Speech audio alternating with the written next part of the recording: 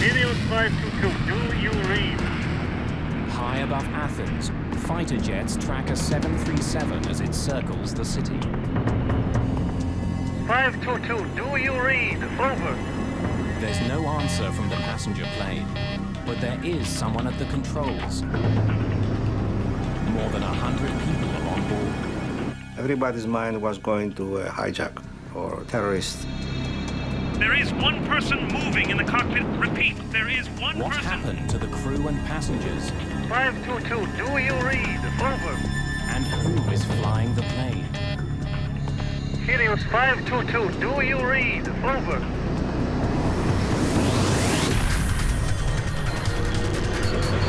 Mayday, Mayday.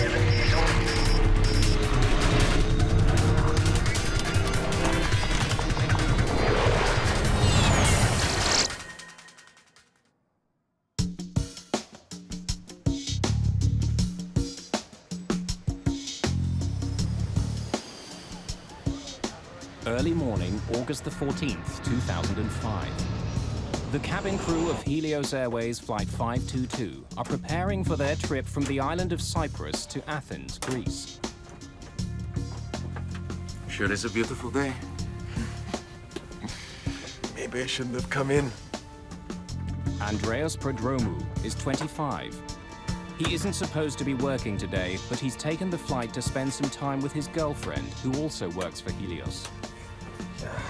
It's the sort of day I'd like to be out flying. Oh, you will, Andreas. Produ is a flight attendant now, but he has bigger plans. One day, he wants to fly for Helios. Το όνειρο του ήταν να γίνει επαγγελματίας πιλότος His dream was to become a professional για πολλούς pilot. λόγους.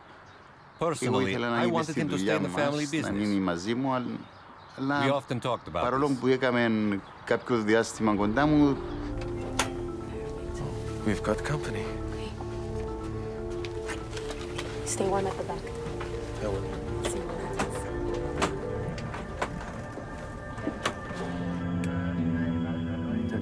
In the cockpit, the flight crew is occupied with the daily routine of preparing their jet for takeoff.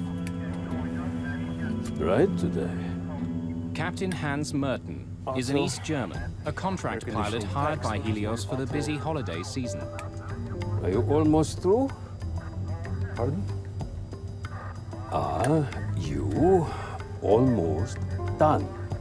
Nearly. Well, the overheat lights. His co-pilot is from Cyprus. Pambos Charalambous has been working exclusively for Helios for the last 5 years. Before beginning any flight, crews are required to perform dozens of checks on various pieces of onboard equipment. Oxygen mask stowed. It's a routine but necessary procedure. Doors closed. Sorry, could you store trays? Pull your seat back. Helios is a charter airline with low-cost fares to Greece. It's a summer weekend and the plane is filled with families. In all, there are 115 passengers on the morning flight. If you need any more help, let me know. We're just about to take off. They are low fare, no frills. They don't even serve you refreshments during small sorts of flights. But they offer another possibility for the budget-minded traveler. Paros Dimitriou and Maria Rikou are traveling to the Greek island of Patros. They've just got engaged.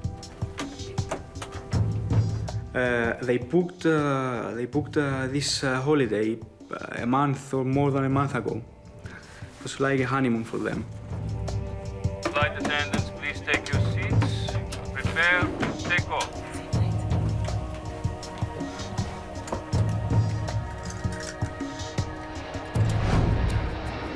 Just a few minutes after 9 in the morning, Helios Airways Flight 522 lifts off into the bright sunshine.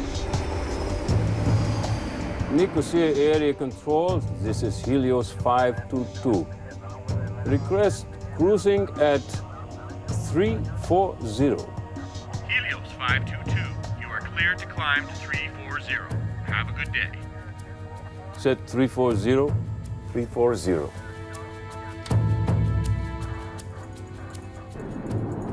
Minutes into the flight, the plane is still climbing towards its cruising altitude. Suddenly, an alarm blares in the cockpit. What is it? Takeoff config warning? The flight crew is confused. The takeoff configuration alarm normally only sounds on the ground. It tells pilots their jet isn't ready for takeoff. The crew doesn't know why it's sounding now. Uncertain what the problem is, the captain radios the Helios Operations Center at Larnaca Airport back in Cyprus. Operations, this is Flight 522, over. Flight 522, what can I do for you? We have a takeoff config warning on. Pardon? Our takeoff config warning is on. I'm sure it's nothing. I'll let you know when we level off. With the first alarm still beeping in the cockpit, things become even more confusing. Their master caution alarm goes off. It could indicate that some systems on board are overheating. We now have a master caution. I'll get you an engineer. 522, just a minute.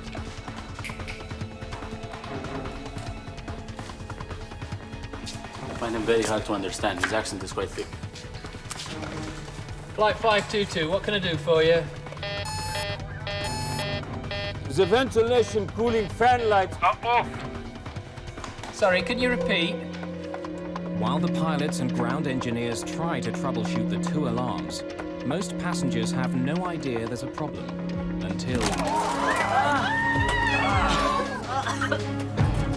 Everyone, stay calm.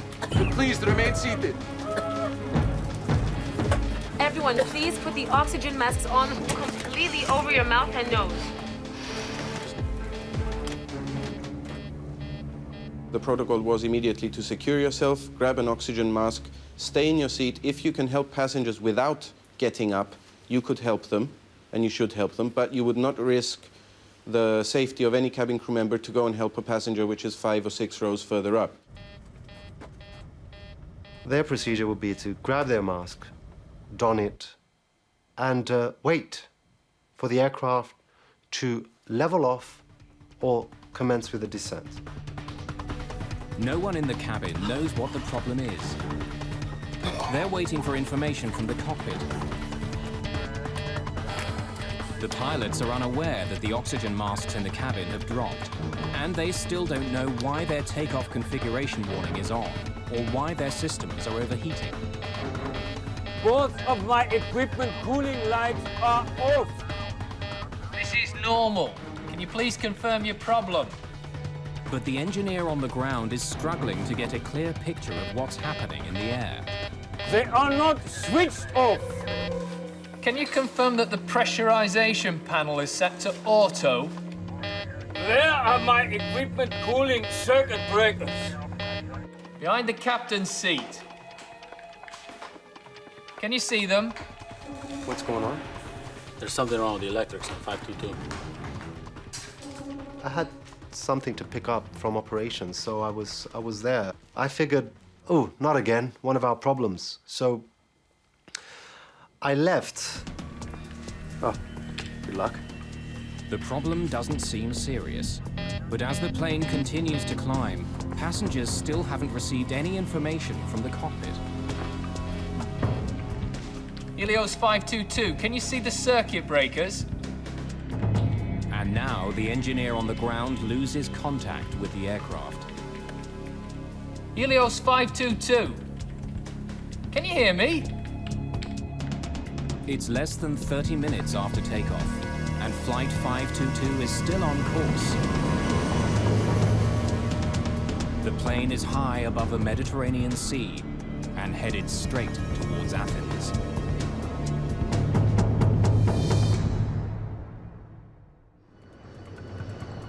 August the 14th, 2005. A Helios Airways 737 with 121 people on board is circling in the sky near Athens. Helios 522, can you hear me? Shortly after leaving the island Over. of Cyprus, 2 different alarms had been triggered on the plane. The flight crew was trying to solve the problem with the help of ground engineers. But now radio contact with the plane has been lost. Air traffic control can't get any response from the captain or co-pilot. The flight to Greece normally takes an hour and a half. But the passenger jet has been in the air for over 2 hours, circling in a holding pattern. We heard that there was an airplane which was flying into the Greek territory and had no communication. Everybody's mind was going to a hijack or to terrorists. More than 3 million people live in Athens. A plane slamming into the city could cause an incredible loss of life. This is a runaway aircraft. It's a possible hijacking or it's a possible terrorist act, so let's involve the military. The Greek Air Force scrambles 2 of its most sophisticated fighter jets to investigate the Helios plane. Helios 522, do you read? Over. But the pilots aren't getting any response. One of the jets flies closer to the cockpit. Someone is in the co-pilot's seat, slumped over the controls. But there's no sign of the captain at all. The fighter pilot radios air traffic control in Athens. Athens ACC, there is one figure in the cockpit of Helios 522. He appears non-responsive. Athens ACC, checking the cabin. He can see passengers in their seats, but none of them reacts to the presence of the jet.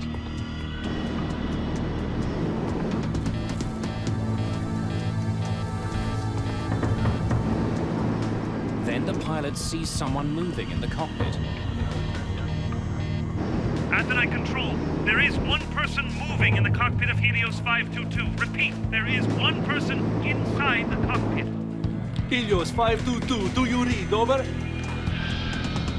Helios 522, over. Flight HCY 522, this is Athens radar control. The F-16s continue shadowing the jet, but there's no response at all from the cockpit. One of them was actually in a shooting position behind the 737. The other one was nearby the cockpit and he was trying to communicate visually with the person in the cockpit. Suddenly, the 737 turns left and begins to quickly descend. Athens ACC, Helios 522 turning sharply. Following down. From more than 10,000 meters, the plane drops towards the ground. There is no structural failure, there is no fire, there is no problem, obvious problem from the external view with the plane. Helios 522, over, do you read? Helios 522, do you read? Over. Then, 2,100 meters above the ground, the person in the captain's seat acknowledges the fighter jet for the very first time. But no words are exchanged. Neither the fighter pilot nor local air traffic control can make radio contact with the jet. Just after 12 o'clock, almost 3 hours after it took off from the island of Cyprus, Helios Flight 522 slams into the ground.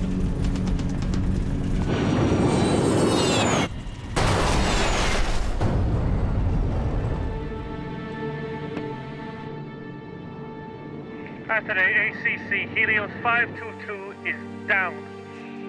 Repeat, Helios 522 is down on Grammatico Hill. Over. Fire and rescue workers rush to the crash site. There are no survivors.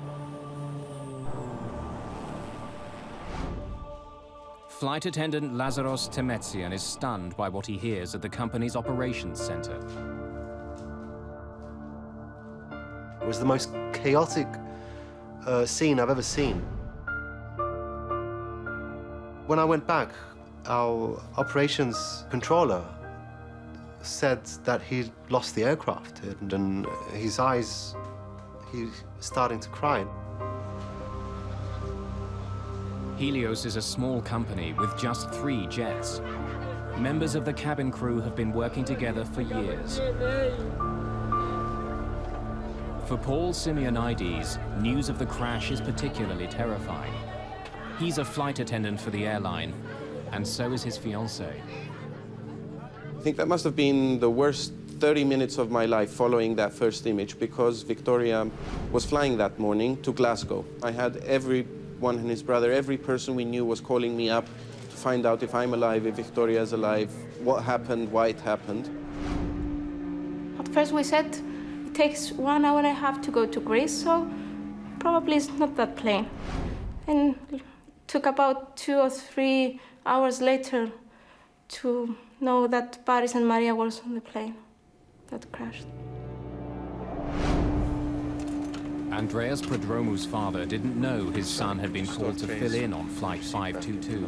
Λάλη μου λέει ας πούμε ότι κάποιον αεροπλάνο I was told that Helios aircraft was lost by radar, and air controllers couldn't δεν είχε επαφή με τον πύργο ελέγχου. I got Αμέσως worried. ανησύχησα. I called Πήρα Andreas' το τηλέφωνο του Ανδρέα γιατί He δεν το always πήγε had it ποτέ on, του. and unfortunately, he Δυστυχώς δεν wouldn't απαντούσε. answer.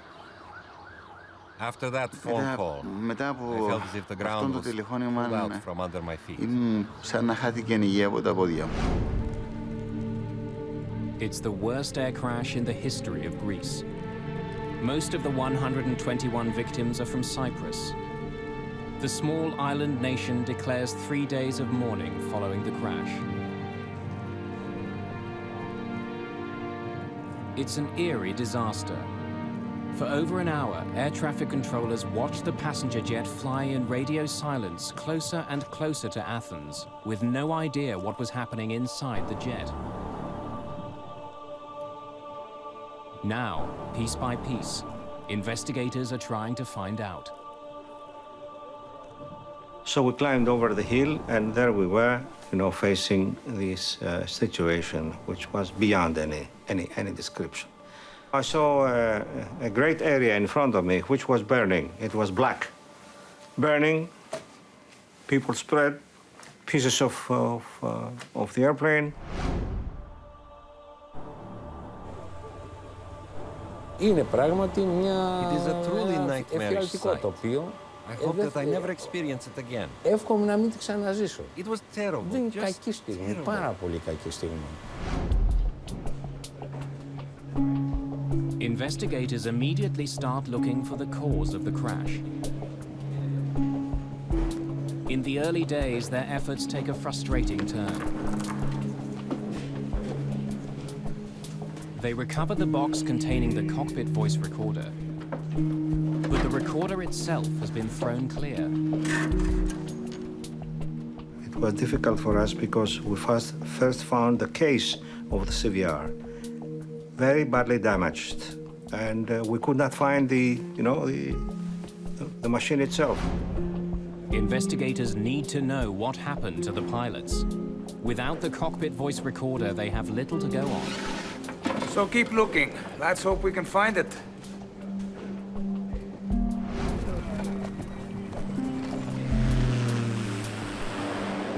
Bodies recovered from the wreckage are brought to the offices of Athens' chief coroner. Autopsies add more mystery to the case. Everyone on board the plane was alive at the time of the crash. Υπήρχαν σενάρια There were scenarios at the εκείνης της time that they στιγμής had all died in ότι ήταν midair. όλοι νεκροί στον But the αέρα. truth, Η αιτία they θανάτου did είναι not die from σαφής, inhaling a toxic substance in the airplane. που την From an επανέλαβα πιο πάνω. explosion. Δεν people υπάρχει died καμία on απολύτως αμφιβολία. Οι άνθρωποι σκοτώθηκαν. But if the passengers were alive the entire flight, why didn't the pilot of the fighter jet see any activity inside the cabin? And who was at the controls as the jet circled over Athens?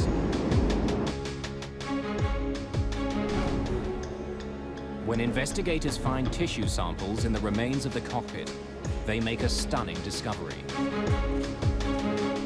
The person at the controls of the plane when it crashed was flight attendant Andreas Prodromu, a last-minute addition to the cabin crew. But why was he in the cockpit? Was he trying to save the plane? Or did he deliberately fly it into the ground? Several days after finding the outer case of the cockpit voice recorder, investigators find the recording itself. When Chief Investigator Tsolakis listens to the final moments of the flight, it answers a vital question. Mayday. Mayday. This was no Helios terrorist Airways. act. Flight 522. Prodromou was Athens. calling for help. Mayday. Tsolakis hears 5 separate Maydays on the tape, even though none of them were heard by the air traffic controllers. Από την πρώτη στιγμή που άκουσα ότι κάποιον πρόσωπο ήταν στο From the first πτωχείο, moment that they saw someone in the cockpit, δεν ήταν δηλός believe me, I was άνθρωπος. certain it was Andreas. Ήταν γνώστης του αντικειμένου wasn't a coward. του αεροπλάνου. Πίστευα ότι θα είχε τη He knew δύναμη να something μπορούσε about να planes, κάνει and οτιδήποτε he had the αν capacity to do έμπαιρνε something. πιο νωρίς για να μπορέσουν να σωθούν οι άνθρωποι μέσα στο αεροπλάνο. In fact, Prodromou had his commercial pilot's license. It was the first step towards his goal of becoming a captain for Helios. It's the sort of day I'd like to be out flying. Oh, you will, Andreas. But all of his training wouldn't have helped save the jet. When he was seen at the controls, Flight 522 had been in the air for almost 3 hours. And the reason the Helios plane seemed to veer away from the F-16s following it was because its left engine was out of fuel. No matter what caused the alarms to sound, the ultimate reason for the crash was simple. The DFTR and CVR gave us absolute proof that the plane ran out of fuel. And this was the cause of the crash. Scheduled as a 90-minute flight, the plane didn't have enough fuel to stay in the air for over 3 hours. But why had the plane flown so much longer than it was supposed to? Tsolakis now knows who was in the cockpit of the plane and why it crashed. But to fully understand the mystery, he needs more information. Mayday. His investigators uncover a suspicious history of maintenance issues with the Helios jet. Issues that could help explain what happened on Flight 522. Less than a year before the crash, the same aircraft had suffered a rapid decompression.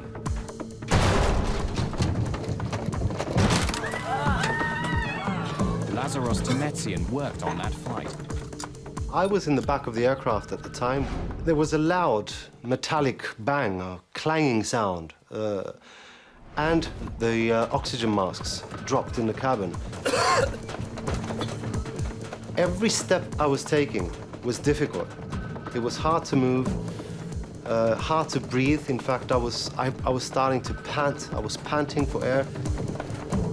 As the plane began an immediate descent to 3,300 meters, all Temetsian could do was remain strapped in and wait. Once the plane reached a safe altitude, Temetsian inspected the rear door and was shocked by what he found. I noticed that the aft service door was not fully locked. The hinges on the top and the bottom of the door were kind of displaced. I could pass my hand right through. There were no injuries, and the plane made an emergency landing, and the door was inspected. But this wasn't the only problem crews had with this plane. We would record faults in the cabin logbook constantly, and nothing would be done to rectify even these small little problems in the cabin. Engineers would take months to rectify even the slightest problem in the cabin. There were more recent problems as well. A Helios ground engineer tells Tsolakis that on the very day of Flight 522, the 737 had another problem with its back door. When we checked the flight log for the trip, we saw that we'd have to do some unscheduled maintenance. The plane had arrived in Cyprus just after midnight on August the 14th. The cabin crew had heard loud banging noises and saw ice on the rear service door during the flight. It was scheduled to take off again just hours later. Soon after it landed, engineers began checking the problem. To make sure there's nothing wrong with the seal on the door, the engineers run a pressurization test. During normal flight, a plane's engines force air into the cabin. To ensure oxygen circulates during the trip, small valves in the rear allow some of it to leak out. A pressurized airplane essentially is sort of like a pressurized can. Well, we pressurize the airplane so that the people inside can survive the environment that the airplane likes to operate in. Switching digital pressure control unit from auto to manual. Without the jet's engines running, the engineer uses the plane's auxiliary power unit to force air into the aircraft, and the cabin is pressurized for several minutes. It's like looking for a leak in a tire. In this case, what you're having to do is pressurize the aircraft, use a barometer essentially to monitor the pressure inside, and look for leaks that way. But there's no indication any air is escaping through the back door. In this case, they felt that it was all right, and they completed the test. The entire jet seems to be in good working order. After performing a series of additional routine maintenance procedures, the engineers signed off on their technical log. Investigators are faced with a dead end. So explain again how you tested the pressure. An explosive decompression could have explained the tragic events of Flight 522. If the oxygen had been suddenly sucked out of the jet, everyone on board could have been overcome. But not only did engineers check the problem, when the F-16s approached the plane near Athens, no damage was seen. There was no indication that the fuselage was punctured. Mayday. Investigators are still struggling to solve the mystery. What had overcome the passengers and crew of Helios Flight 522? And why was one flight attendant apparently unaffected? 5. The discovery of one small switch holds the key to the entire crash.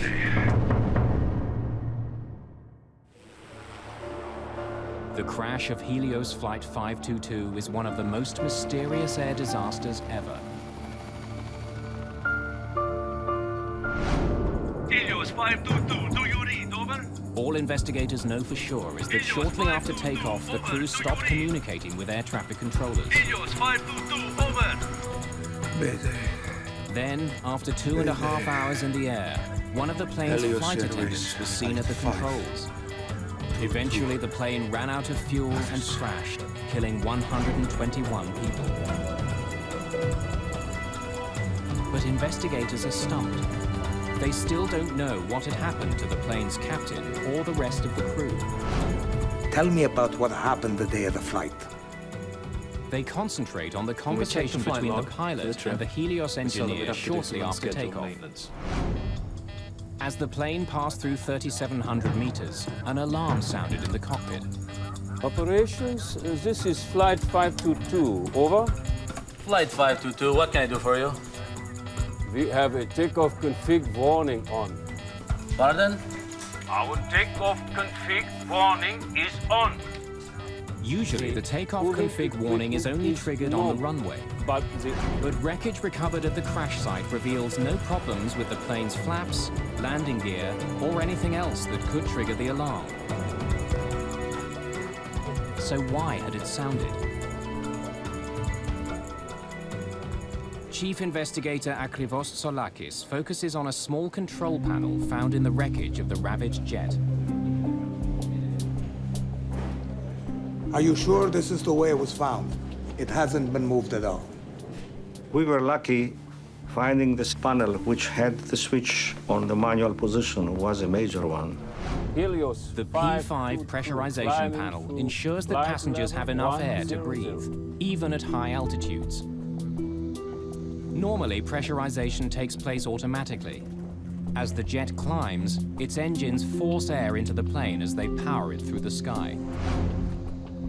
But when the pressurization switch is set to manual, both the captain and co-pilot are responsible for maintaining the cabin atmosphere using a controller.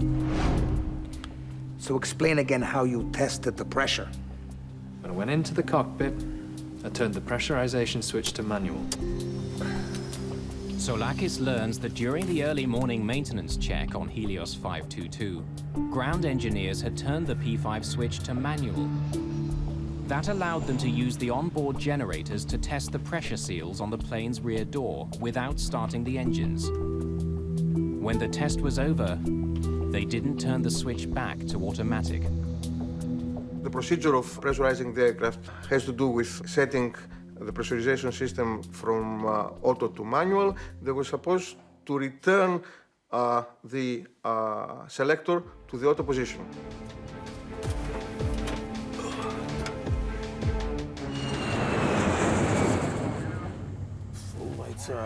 Several hours later, when the flight crew entered the cockpit, the pressurization switch was still set to manual. Lead air switches. It's bright today. Are you almost through? Pardon? But neither the pilot nor co-pilot saw it.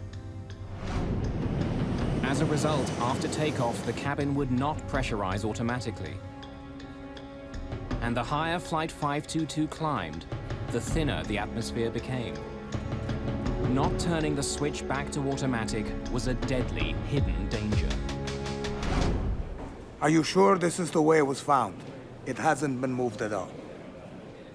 Soulakis believes this panel could be the key to the disaster. Leaving one switch on manual could have led to all the other problems the plane faced. To prove he's right, he takes an unusual step.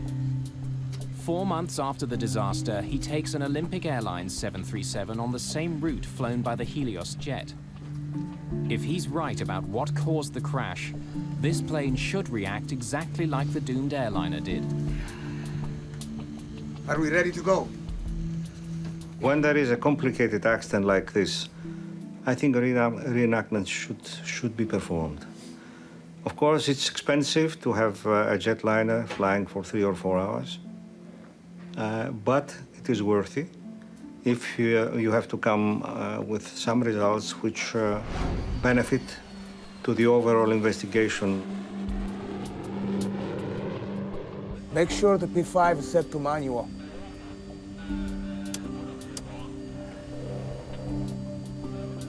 It's hard to see. In the cockpit, Soulakis has the crew turn the pressurization switch to manual. A green light indicates it's no longer on automatic. But in the bright glare of an early morning departure, the light is hard to see. As the reenactment flight climbs, oxygen is thinning quickly in the aircraft. The same thing happened on the Helios flight, triggering an alarm. What is it? The takeoff config warning? The alarm sounded, and that alarm was misinterpreted. Most of flight crew, they will never face an alarm with no pressurization in all their flight career because it's a rare event. Soulakis confirms that the alarm went off because of the dangerously low air pressure in the aircraft. But he also discovers that the sound itself is identical to the takeoff config warning. We have a takeoff config warning on. But even if the flight crew did misinterpret the first alarm, they still had another chance to determine what the real problem was. At almost 5,000 meters, the plane's master caution light flashed on and stayed on for almost a minute. We now have a master caution. But once again, the pilots misinterpreted the cause of the alarm.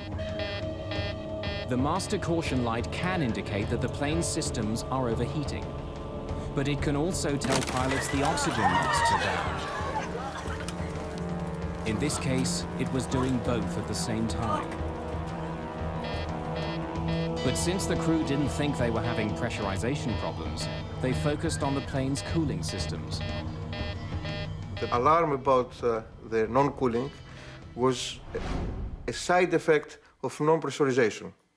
Actually, it was not really that there was a high temperature inside the avionics bay, but it was the sensors that they were supposed to measure the temperature and the pressure in that area sensed that something was wrong.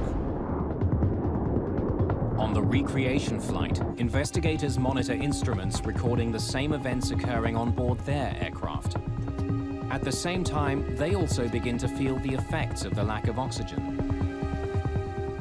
The first feelings you'd start to have where your ears would pop and you'd start feeling pressure in your sinuses. As you climb higher, you begin to feel almost giddy. It's almost like having a couple of drinks of alcohol. The dwindling oxygen levels could also help explain some of the crew's bizarre behavior. When the ground engineer asked about pressurization, Can you confirm that the pressurization panel is set to auto? Captain Merton ignores the question and responds with one of his own. Where are my equipment cooling circuit breakers? You really don't notice it at first. It's amazing how subtle it can be in the early phases. They'd start feeling dizzy. They begin to lose the ability to think coherently. In a way, it traps you into the situation. You can't react to anything. Eventually, you're going to lose consciousness. Soulakis believes that the captain may have been checking on the circuit breakers behind his seat when he and the co-pilot finally ran out of air. And unlike in the cabin, the oxygen masks in the cockpit do not automatically deploy if the atmosphere begins to thin. Helios 522. Can you hear me? On the other side of the locked cockpit door, no one in the cabin would have known that the plane was now flying itself. Nor would they have realized that a limitation of the passenger oxygen system had sealed the fate of everyone in the cabin. Passenger masks are supplied by a chemical generator above their seats. But the generators only produce enough oxygen to last about 12 minutes.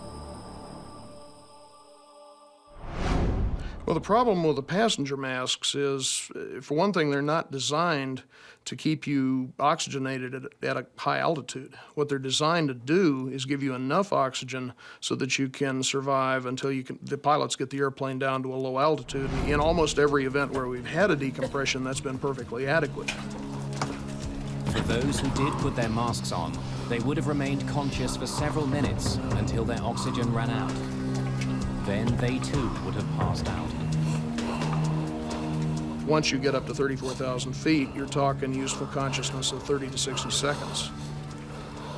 Most of the people, once the hypoxia begins to cause them to lose consciousness, they're just going to go to sleep. Without a flight crew, Helios 522 would have continued to Athens on autopilot.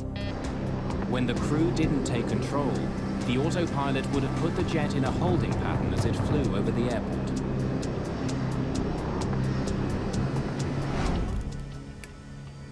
Exactly the same thing will happen on the reconstruction flight if cabin pressure isn't restored. Soulakis asks the co-pilot to reset the P5 panel to auto before the jet continues to climb to its cruising altitude of just over 10,000 meters. Then, as it approaches Athens, Soulakis also has an F-16 shadow the jet, performing the recreation. He wants to confirm that it was Andreas Produ at the controls of Flight 522 when it went down. We dressed one of our guys with the uniform of the steward, and he came in, he sat on the captain's chair, and the F-16 was looking at him. He was confirming that it was exactly what he saw on the accident plane. The reconstruction also answers another question about the tragic fate of Helios Flight 522. The cockpit voice recorder picked up several strange noises. They're heard just before Prodromou enters the cockpit. Soulakis confirms that these sounds were made by Prodromou using the electronic keypad to unlock the cockpit door. We confirmed all those items and during the reenactment flight, and it was very, very useful. It filled a lot of gaps we had. Okay, take it down. For Chief Investigator Tsolakis, the reenactment flight has been convincing. There was no dramatic cabin failure. Instead, a series of small mistakes and misunderstandings had led to the worst air disaster in Greek history.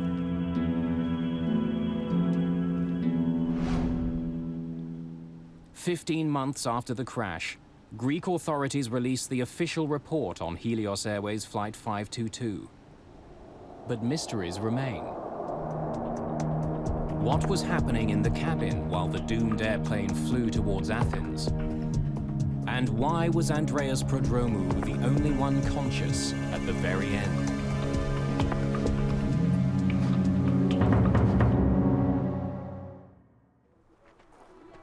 The crash of Helios Flight 522 was the worst disaster in the history of Greek aviation. Like many crashes, it was a fatal combination of mechanical problems and human error. The final accident report details a tragic series of oversights and false assumptions made by the flight crew. Problems that could have been easily prevented turned deadly for all 121 people on board. Where are my equipment cooling circuit breakers? Behind the captain's seat. Can you see them?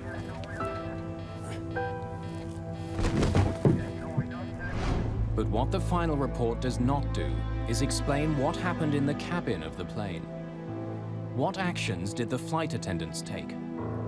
And why was Andreas Prodromou still conscious after almost 3 hours? Mayday.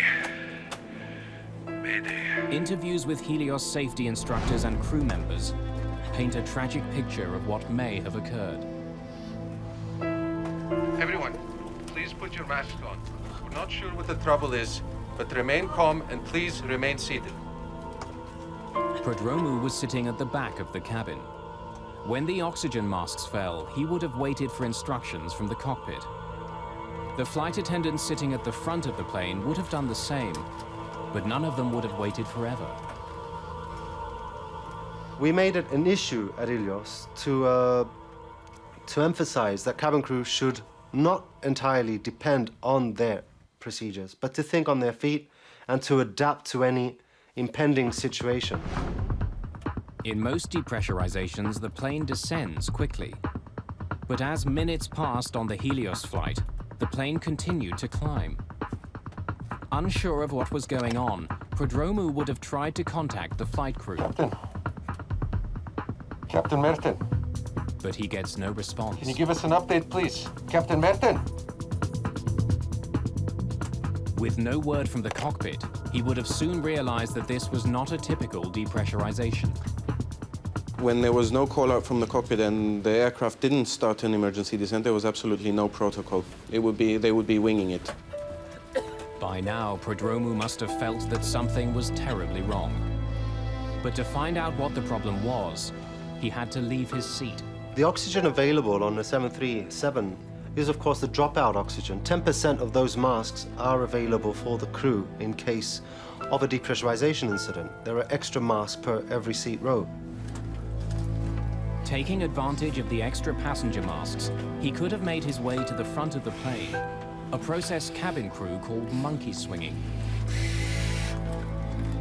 But if more than 12 minutes had passed, his girlfriend and the other flight attendant may have still been in their seats, and like the passengers, overcome by hypoxia.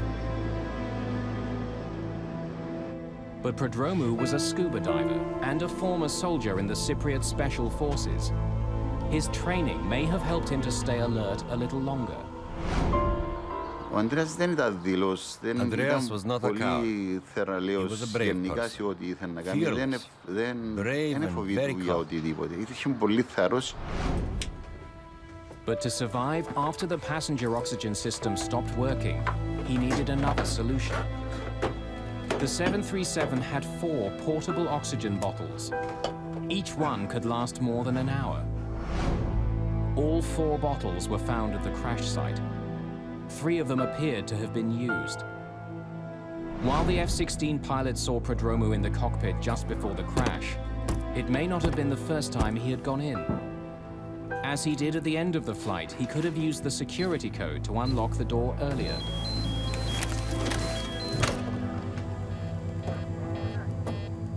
The procedure would be to enter the flight deck via the cockpit door.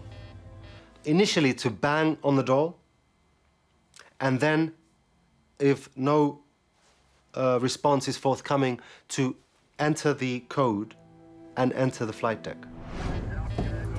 During the accident investigation, DNA was discovered on an oxygen mask in the cockpit that matched the co-pilot's. It's possible Prodromou used it to try and revive him. You can still revitalize somebody for quite an extended period of time if you get to them before major brain damage is set in. And that's somewhat a variable situation depending on the person, depending on how long they're exposed to a high altitude. But if he was in the cockpit earlier, why did he leave? No one will ever know. Probably was a little bit disoriented, a little bit confused. He's reacting a lot slower than he normally would. What was his state of mind? What was his physical condition? We think that he knew what was really the problem, but is that the real situation? It's a real question. After 3 hours in the air, everyone who didn't have bottled oxygen would have been unconscious.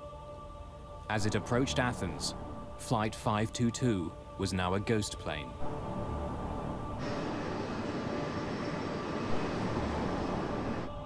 Most of the victims, they probably still had heartbeats when the airplane crashed, but almost certainly were in an irreversible coma. Hypoxia is no more painful than falling asleep. But for Andreas Prodromou, the flight must have been a nightmare. As the F-16s roared to meet the jet, and with his oxygen running out, he must have known that he too was almost out of time. Yet to the very end, he didn't give up. Prodromou made one last attempt to save the plane. When he returns to the cockpit, the young flight attendant who dreamed of becoming a pilot calls for help.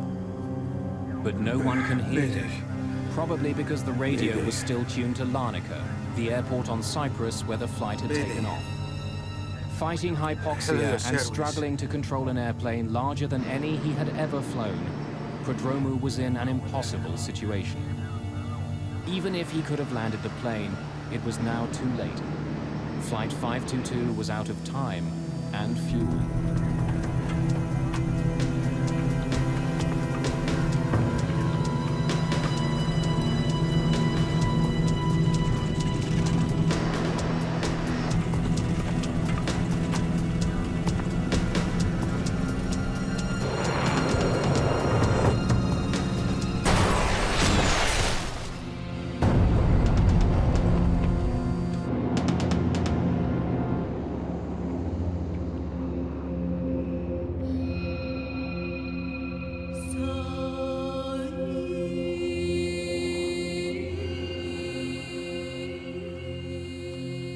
There are pictures of Andreas in Cyprus, in the cemetery where he and his girlfriend Charis are buried side by side.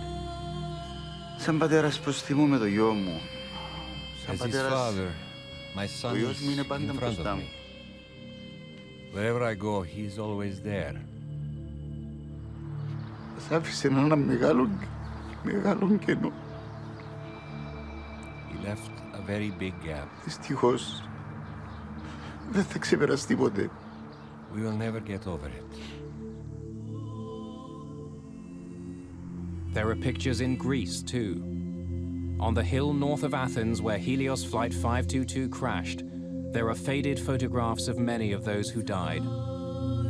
Bleached by the brilliant Mediterranean sun, they gaze over the rugged, ancient terrain, silent witnesses to one of the world's most bizarre and tragic airline disasters.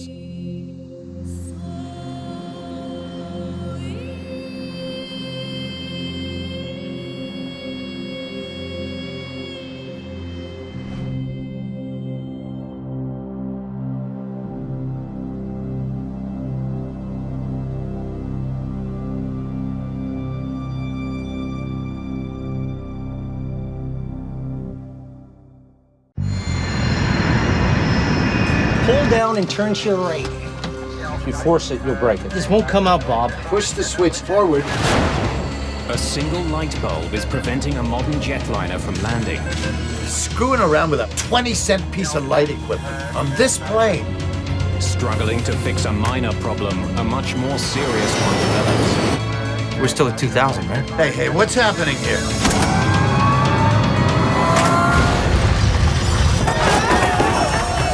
The plane crashes in a remote swamp. Those who survived the crash face a new danger. The swamp has filled with jet fuel. No one light a match! Eastern 401 was a pivotal accident in aviation history. The crash would point investigators to an astonishing danger lurking in all commercial cockpits.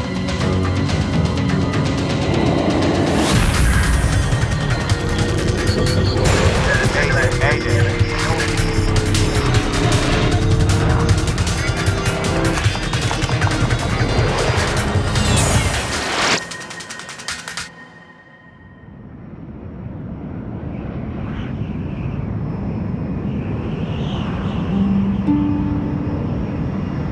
December 29th, 1972, the dawn of the jumbo jet era.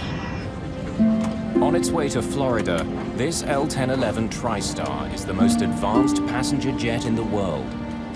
The Lucky TriStar was a fascinating bird. It was a beautifully flying airplane. It had a tremendous amount of power and a lot of innovation to it. The cabin of this Eastern Airlines jet is large and quiet.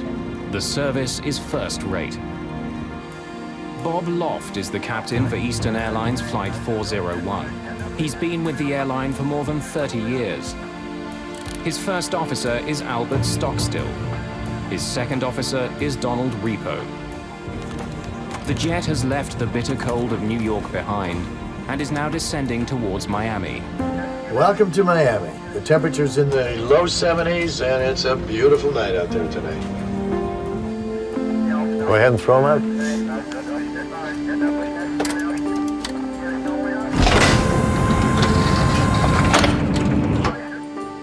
Angelo Donadeo is an off-duty Eastern Airlines maintenance expert.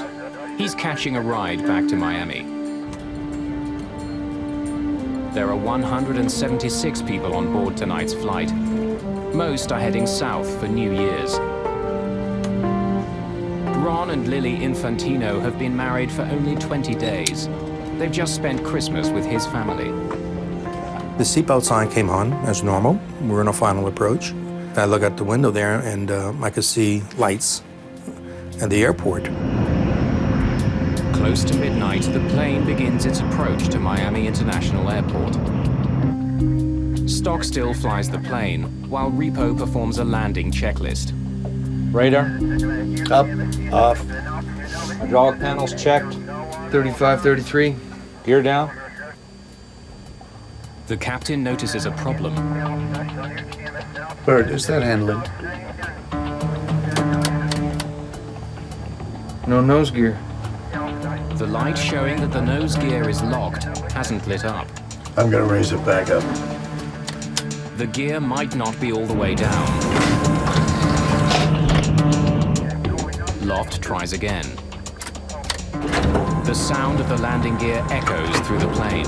It makes a pretty loud grinding noise. If you've flown very much, you're familiar with that sound. So they did that several times. The pilots did that several times, and we weren't alarmed. It's just one of those things that happens sometimes, and we just kind of looked at each other and said, great, we're gonna be late getting home. Still no light. Loft isn't sure if his front landing gear is locked. If it isn't, landing could be disastrous. Tower, this is Eastern 401. Looks like we're gonna have to circle. We don't have a light on our nose gear yet. Eastern 401 Heavy, roger. Pull up, climb straight ahead to 2000. Go back to approach control, 128.6. You want me to test the lights or not? Yeah, check it. Flight engineer Repo performs a test nicknamed the Christmas tree. It lights up every warning light in the cockpit to see if the bulbs are working. The nose gear indicator light fails the test. The bulb is probably burnt out. But there's a slim chance of a double failure. Both the light bulb and the landing gear could be broken. Bob, could you just jiggle the light? But the troublesome bulb is out of the captain's reach. On the ground, air traffic control directs Flight 401 to climb to 2,000 feet and circle away from the airport until the problem is solved. You want me to fly, bro? What frequency did he want us on board? 128.6. I'll talk to him. It's right above that red one, isn't it? Yeah, I can't get at it from here. Wow. Yeah, I can't make a call out either.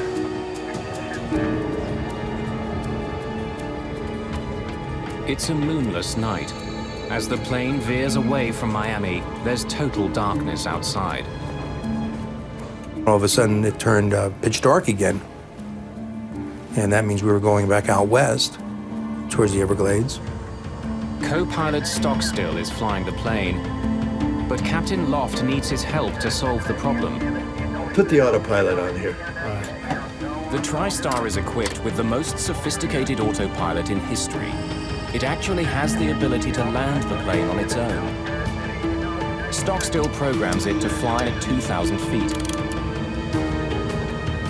Now, see if you can get that light out.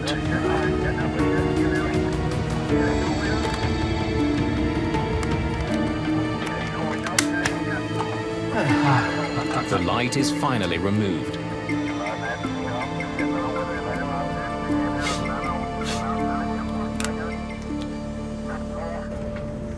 Richard Pragluski is an aviation engineer. He takes this flight regularly and can tell that the plane is experiencing technical problems.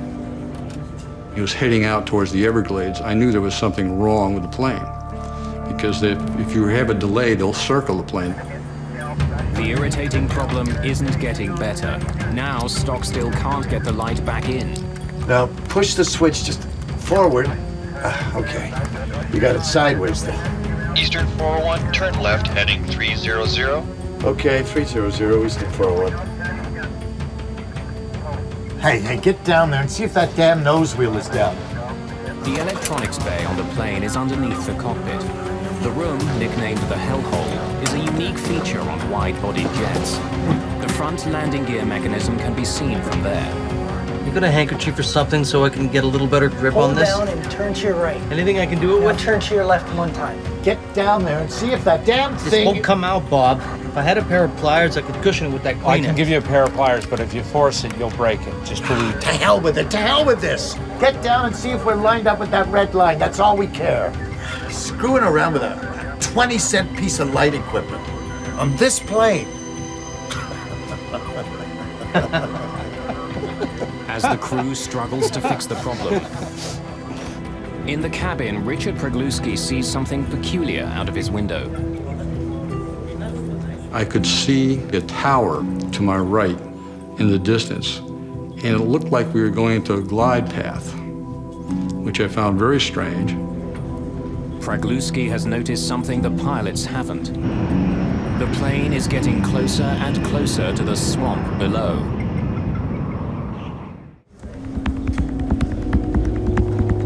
Eastern Airlines Flight 401 is flying over the Florida Everglades. Below it, nothing but a dark, deserted swamp. To passenger Richard Pragluski, something doesn't seem right. I felt it kind of strange that they hadn't made any announcements. But again, he was still fairly high off the ground. And I figured they would come out and tell us that when they were going to make the landing. So I wasn't overly concerned. Put it in the wrong way, huh? Looks square to me. Can't you get the hole lined up? I don't know what the hell's holding that damn thing in there. It's always something. We could have made schedule. Without a green light, they still don't know if their landing gear is locked.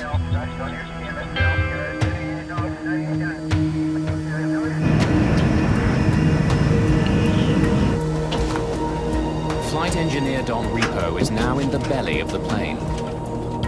There's a viewing window in the hellhole which should let him see if the front wheels are locked in place. Damn. I don't see it down there. Huh? I don't see it. It's not lined up. I can't see it. It's pitch dark, and I throw the little light and get nothing. Wheel well lights on? Pardon? Wheel well lights on? Captain Loft has forgotten to turn on lights outside the plane that illuminate the landing gear. Now try it.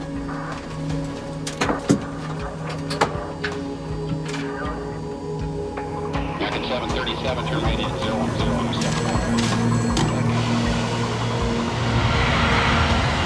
At Miami International, controller Charlie Johnson has just finished dealing with another troubled jet.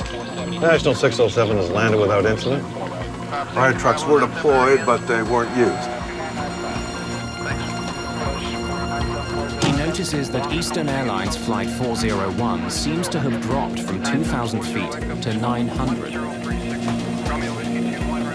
But he's not overly concerned. It's not unusual to get false readings for several radar sweeps in a row. Eastern 401, how are things coming along out there? Okay, we'd like to turn around and come back in. Captain Loft believes that he'll soon get confirmation that his gear is locked. He wants to return to the airport. Eastern 401, turn left, heading 180.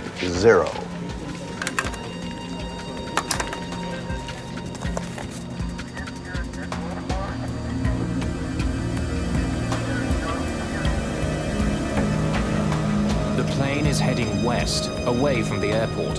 It will take several minutes to get lined up for the landing.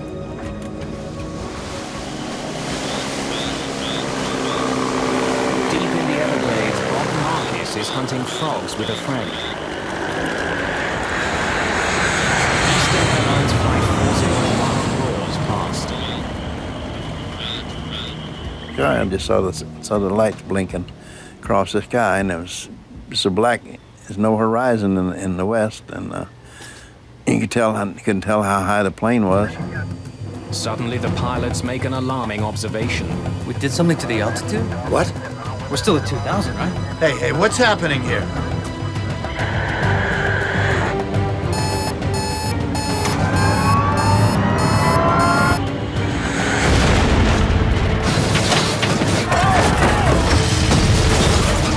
I see the lights in the cabin just flickering on and off, and I heard a noise. It was a violent whipping sensation. Then all of a sudden, all hell broke loose.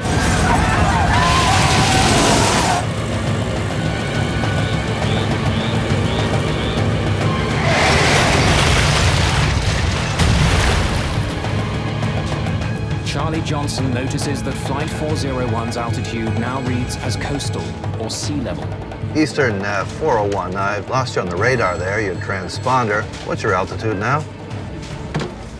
There's no response from Eastern 401. Another plane makes a disturbing report. Miami approach, this is National 611. We just saw a big flash. Looked like it came out west. Don't know what it means, but wanted to let you know.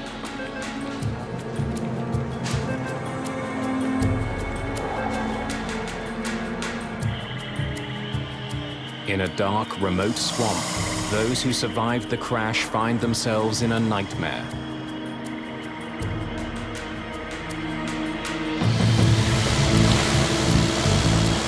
Bob Marcus races towards the site of the crash. Oh, I was going as fast as I could. It took me about 15 minutes, I think, to get to the crash site.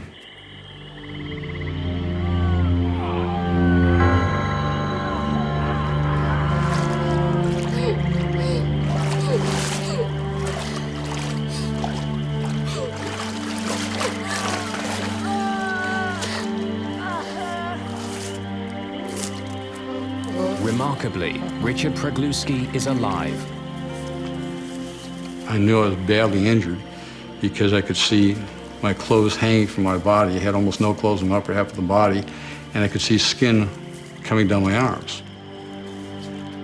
And I also knew that when you're in shock, you feel no pain. So I knew I really was seriously injured, and I started thinking, I said, well, you know, the pain will come later, but how do I keep calm and get out of there, because the longer I'm in that swamp and the condition I'm in, the more danger I'm in. When the plane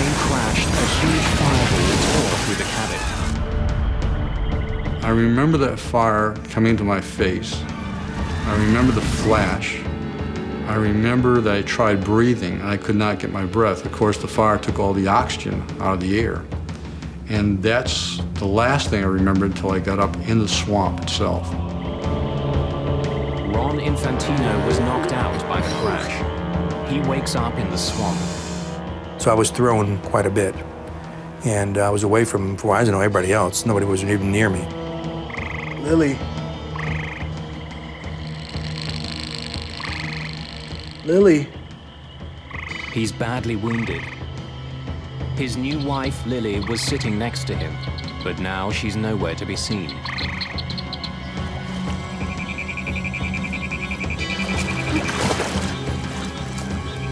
Swamp water doused the initial flames.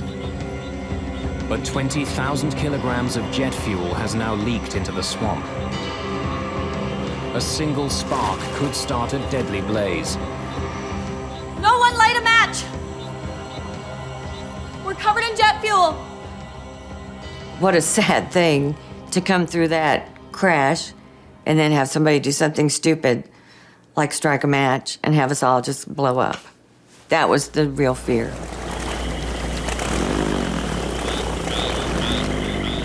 Hoping to help the survivors, Bob Marcus jumps into the swamp. He immediately feels the sting of the jet fuel on his skin. It burnt my legs. I had to treat my legs for burns for about a week. Marcus quickly spots a survivor who's in grave danger. The badly wounded man is still strapped to his seat. He's on the verge of drowning.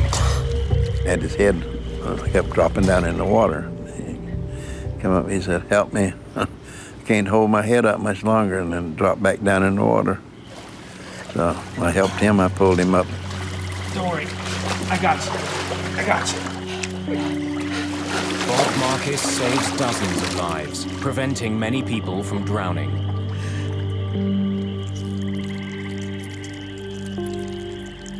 Isolated from the other survivors and unable to move, Ron Infantino now has a new reason to fear for his life. After a while, the alligators and the snakes, you could hear them in the weeds coming by, and you could hear the croaking of the alligators because they started to come back to their natural habitat. And as far as I'm concerned, if a gator came up to me or a snake, I was dead meat because I couldn't defend myself at all. And then I heard Christmas caroling. Silent night, holy night, all is calm. To rally the survivors' spirits, Trudy Smith and others sing Christmas carols. We knew instinctively that we weren't going to get out of there in a hurry because nobody knew where we were. In the middle of the swamp, midnight. So what else are you going to do?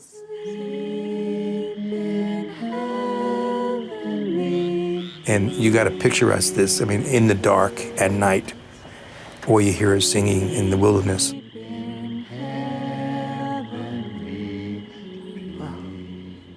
It was like being on the Titanic going down type of thing, you know? It was unbelievable.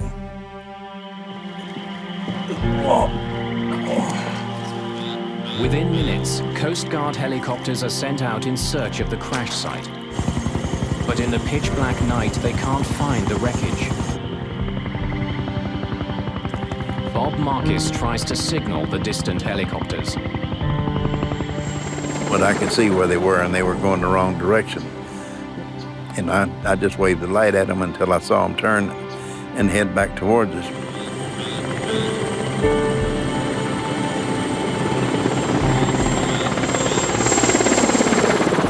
It seemed like we'd been in the swamps for a really long time when we heard a helicopter, and it was such a welcoming sound because that means somebody knows that you're there.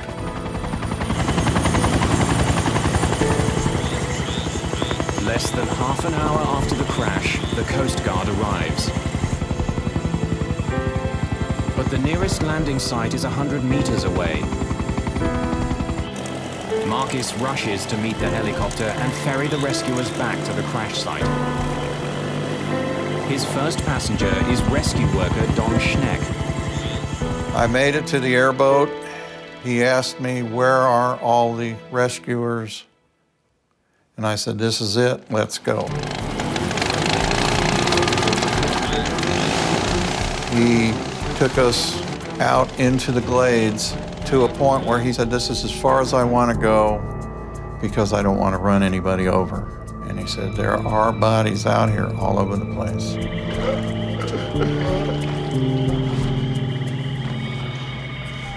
Don Schneck starts searching for survivors. I approached the large object that I had seen at a small distance and realized it was the nose section of the aircraft. He's amazed to discover that Captain Bob Loft has survived the crash.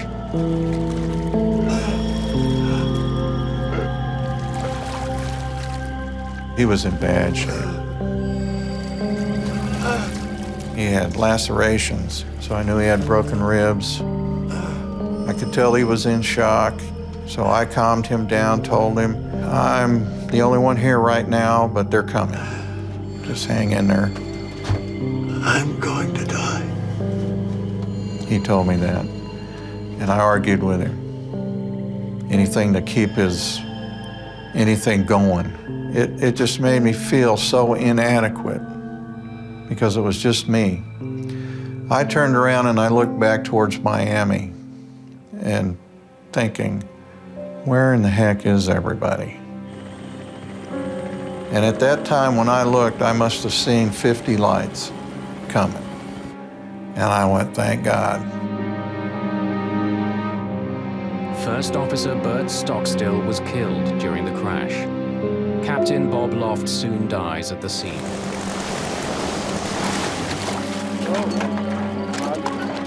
Angelo Donadeo and Don Repo have survived and are taken to hospital.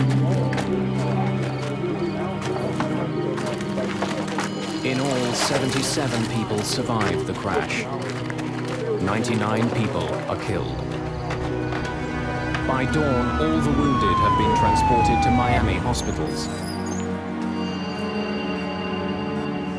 Ron Infantino is one of the many who are struggling to survive. Priest comes over and does the last rites. So right then I knew I was in bad shape. And it's a scary thought. And of course at that time I'm still asking for Lily, you know, had they seen her? There was such a madhouse there that night, you could imagine. Lily. Where's Lily?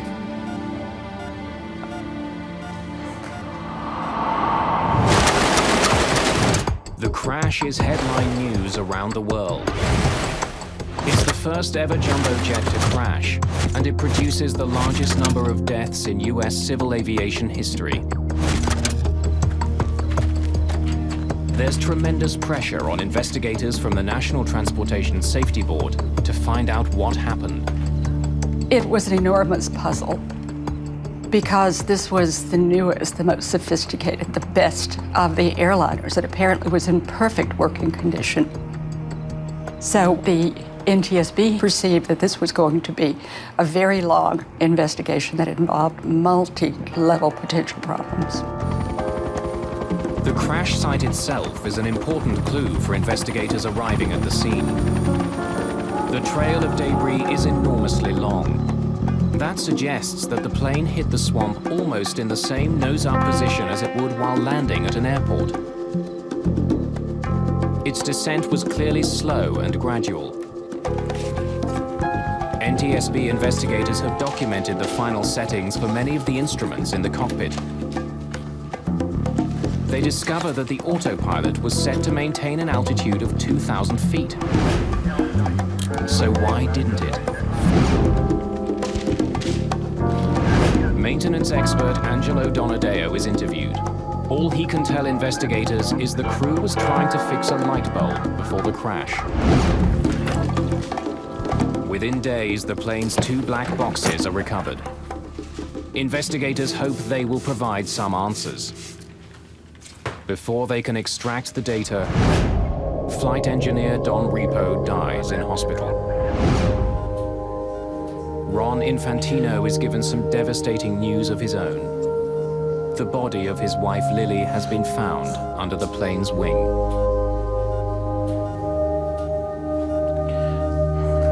She was just a wonderful person. I was 27 years old, and she was the same age, and it was actually my first love. Infantino is haunted by the memory of switching seats with Lily just before the crash. They had swapped seats quite casually earlier during the flight when she had gotten up to go to the restroom. She was thrown into the swamp and drowned, and he lived. The swamp proves both a blessing and a curse for survivors. That's what saved most of the lives, actually. Because the plane broke up, it absorbed all the energy. And the mud absorbed it, and the plane just dispersed. The swamp water is so thick with mud, it also clogs survivors' wounds, preventing many from bleeding to death.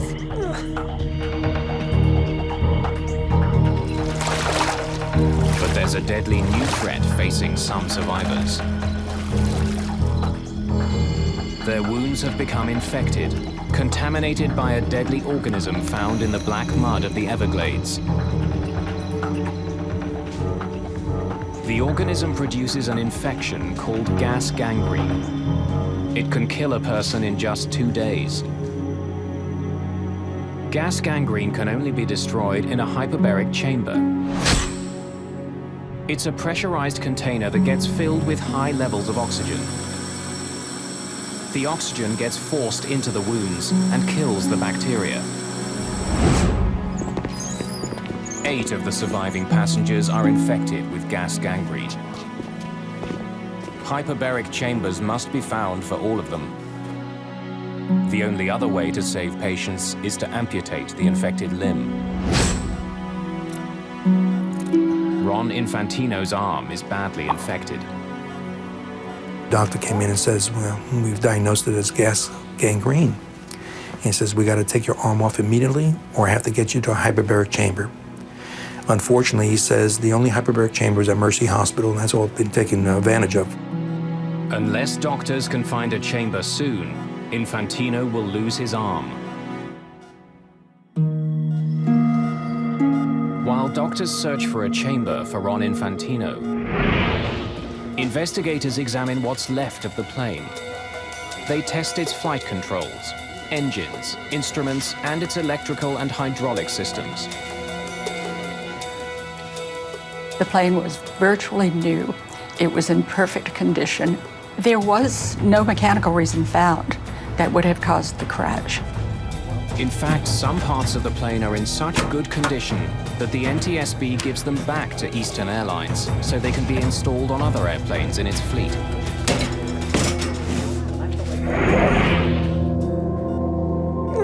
An unused hyperbaric chamber is finally found for Ron Infantino at a Navy base in Panama City. He spends 40 hours in the chamber. The pressurized oxygen kills the bacteria and saves his life. Gentlemen, we have 3 causes of the crash to explore. A state-of-the-art jetliner plunged 2,000 feet without the crew noticing. Investigators know the plane was mechanically sound. They now focus on other possible reasons for the unobserved descent. At the top of the list is subtle incapacitation of the pilot. The autopsy of Captain Bob Loft has yielded a gruesome discovery. Captain Loft had a large, undetected tumor growing in his brain. It pressed into the part of his brain responsible for sight. Medical records reveal that between the ages of 50 and 52, vision in the pilot's left eye had rapidly deteriorated. Doctors believe that the captain may have had reduced peripheral vision. The tumor could have created blind spots. As his attention became focused on the malfunctioning light, he may not have noticed dire warnings on his altimeter.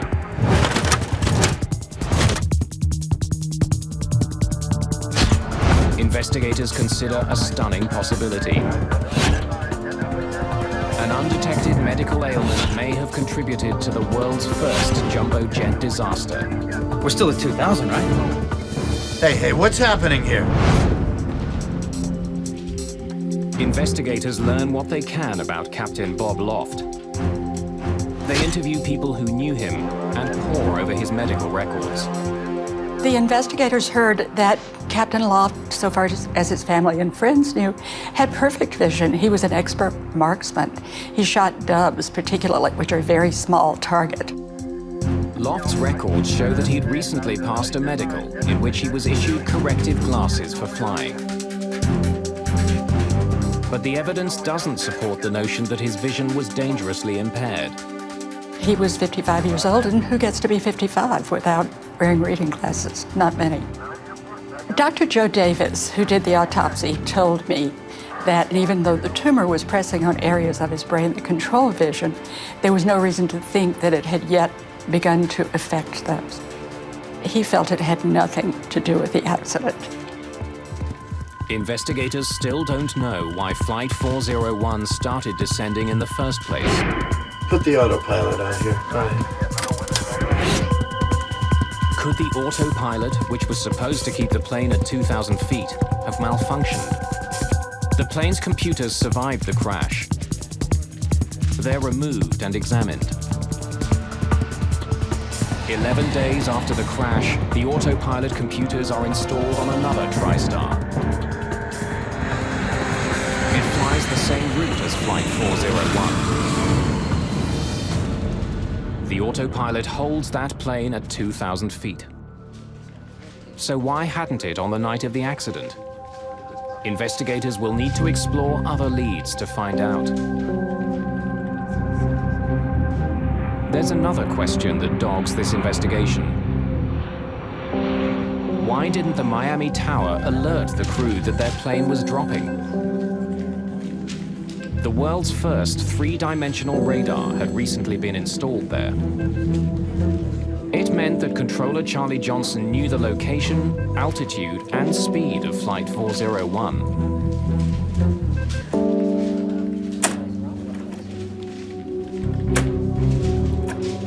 National 607 is declaring an emergency. Investigators study recordings of Johnson's Runway 9 will conversations need fire and ambulance sent out right away. and discover that on the night of the crash, it was another plane that demanded most of his attention. National Airlines Flight 607 was coming into land just ahead of Flight 401. That flight was having its National own 607 landing is gear declaring an problems. emergency. Runway 9 will need fire and ambulance sent out right away. As he focused on the emergency, Johnson handed Flight 401 over to another controller. But just as National 607 came in for its emergency landing, the other controller phoned Johnson and handed Flight 401 back to him. Eastern Heavy's coming back to you. Unsafe nose gear. No. At the time, Flight 401 was already over the swamp. Johnson had 5 other planes to monitor. He was also dealing with the aftermath of his emergency landing. National 607 has landed without incident. Trucks were deployed, That's when he but noticed they that weren't Flight used. 401's altitude had dropped to 900 feet. The way the radars work, still to a certain extent this happens, but back then it was even worse. Coast mode was a very well-known phenomenon. I mean, you might lose the target for 2 or 3 minutes in terms of the altitude reporting part of it, and it goes and gives you some weird altitude, and then boom, it's right back where it should be. But the controller didn't stop there, and this was really to his credit. Johnson decided to make contact with Flight 401. Eastern 401, how are things coming along? Okay, we'd like to turn around and come back in. Eastern 401, turn left, heading 180. After that brief exchange, Johnson assumed there was no problem. Eastern 401, how are things coming along? Okay, Investigators conclude that at that moment, Controller Johnson was the only one who could see that the plane was losing altitude. Why hadn't he passed that information along to the crew? US government regulations for air traffic controllers provide the answer. It simply wasn't part of a controller's job. At the time of the crash, the FAA required approach controllers to maintain a separation of the airplanes. It did not give them a duty to maintain the altitude of the airliner with regard to the ground. Now investigators try to determine how the plane's own warning system failed to alert pilots to their growing danger. The L-1011 is equipped with an alarm that sounds if the plane goes 250 feet above or below the altitude selected by the pilots.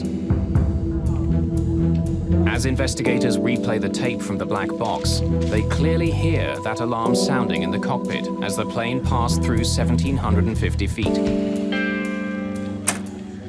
Did you hear that? How did they miss it? Investigators closely examine the cockpit transcript to try to understand how the alarm was missed. Put it in the wrong way, huh? Swear to me. Investigators noticed that just before the alarm sounded in the cockpit, warning the crew that the plane is too low, both pilots were completely absorbed with the landing gear light. The conversation also tells investigators that the flight engineer was below in the hellhole. The warning chime came out of a speaker at his workstation. Investigators begin to realize that the two pilots were unable to hear a perfectly audible alarm because they were focused so entirely on solving another problem. That chime, which is clearly heard on the cockpit voice recorder, was not registering in the minds of all the men on that flight deck. Not because they weren't trying to pay attention, but because they were tunneled in on this one problem. That's what we do as humans. Investigators now focus on crew distraction as a likely cause of this accident. Several instruments would have displayed the decreasing altitude. The major question was, why were the pilots so preoccupied that they were not looking at the instrument panel? They had to look at the human beings. They had to look at the interaction. They had to look at why no one was paying attention to the airplane as it began to creep out of 2,000 feet. That was scary territory in 1972. Investigators interview a number of pilots and make a startling discovery. Pilots admitted that they placed a lot of trust in the modern new autopilots flying their planes. They may have become overly dependent on the technology. Put the autopilot on here. Investigators suspect that the Eastern crew was so confident in their autopilot that they didn't monitor their instruments as closely as they should have. Now, see if you can get that light out. Once the autopilot was on, none of the pilots paid attention to actually flying the plane. Still got to find out why that plane went down. Investigators still haven't determined the most crucial piece of information. If the autopilot was working, why did the plane dive into the swamp? We did something to the altitude? What? The pilot's conversation clearly shows that they hadn't deliberately started descending. We're still at 2,000, right? Hey, what's happening here? So why did it happen? The answer comes in a dramatic form when the NTSB conducts a public hearing in Miami 2 months after the crash. Before the hearing, an Eastern Airlines pilot named Daniel Gellert wrote the chairman of the NTSB offering to testify on his own behalf. He had flown the TriStar L-1011 and noticed some abnormalities. The world of airline piloting in 1972 was hostile to a pilot going around his chief pilot and his airline and raising his hand to the NTSB and saying, hey, wait a minute, I've had an experience too, because airlines were far more insular than they are today. Gellert tells the hearing that during a recent flight on a TriStar, he had accidentally dropped a map on the cockpit floor. As he bent down to pick it up, he nudged his control column. He noticed immediately that the plane's autopilot had been affected. The part of the autopilot controlling altitude had been turned off. The NTSB discovers that Gellert's experience is shared by others. In fact, 17 days after the accident, Eastern Airlines tacked a notice onto a company bulletin board and also mailed it to all of its TriStar pilots. The bulletin warned against accidentally bumping the control wheel. One of the things that we built into all the modern jetliners and airliners is simply a pressure switch. So if you need to take over right now, you don't want to be wasting time down here on the panel turning the autopilot off. You just grab it and the autopilot goes away. The flight data recorder tells investigators the precise moment that the plane's altitude started to drop. It was 11:37 and 8 seconds. By studying the voice recorder transcript, investigators can tell what was happening in the cockpit at that exact time. Hey, get down there and see if that damn nose wheel is down. By turning to speak to the flight engineer, investigators believe that Captain Loft bumped his control wheel. He did it with just enough pressure to disengage that part of the autopilot that had been controlling the plane's altitude. Without anyone realizing it, a simple nudge of the control wheel started a gradual descent. On a dark, moonless night, the pilots had no visual cues to tell them they were falling. It was determined that occasionally, with just a soft bump, an autopilot had been disengaged. So before the crash, it wasn't part of the training? A training director for Eastern Airlines eventually reveals that before the Everglades crash, pilots were never taught that a bump could disengage the autopilot. The NTSB comes to a sobering conclusion. The plane crash was due to pilot error. The crew was distracted. They mishandled the plane's sophisticated automation, and they hadn't been properly trained. Eastern 401 was a pivotal accident in aviation safety history, and we really didn't know this for about 10 or 15 years in terms of the true import of what it did to us in focusing our attention on the fact that the way we handle things in a cockpit was not only not correct, but it was dangerous. Investigators also make a disheartening find. When the nose gear indicator light assembly is examined, they discover that a light bulb inside is burnt out. Go ahead and throw them out. Flight 401's landing gear was locked. The plane could have landed. The only piece of the plane that failed was a $12 light bulb. The full legacy of Flight 401 will take years to unfold. It will ultimately alter how pilots are trained and how accidents are investigated. But first, the tale of Eastern Airlines Flight 401 will take a very bizarre twist.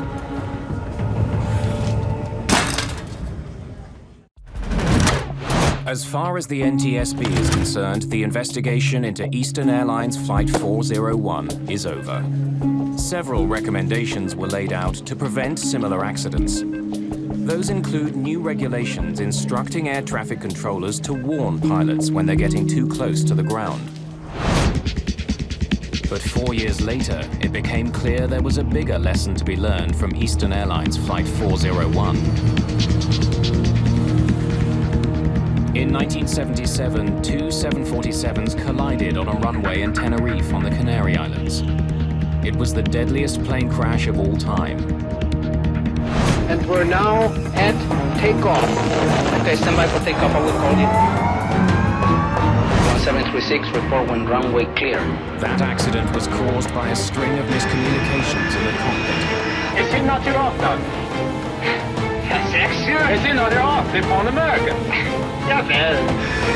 Investigators established that 70% of crashes were due to pilot error.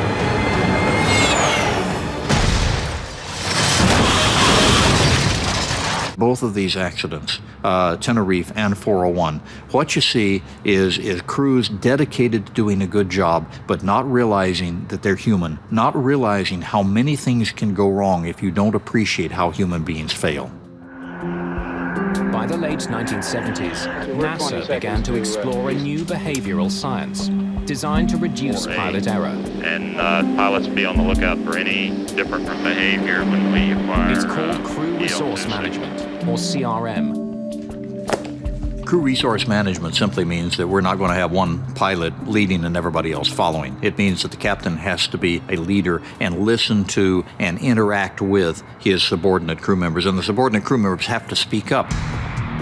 Decades later, Flight 401 is taught in aviation courses around the world as a textbook example of poor CRM. The problem was that we did not teach Bob Loft or Stockstill or any of these folks at the time that when something goes wrong, the commander's first responsibility is to maintain aircraft control and either do it himself or assign somebody. We're up to 2,000. You want me to fly it, bro?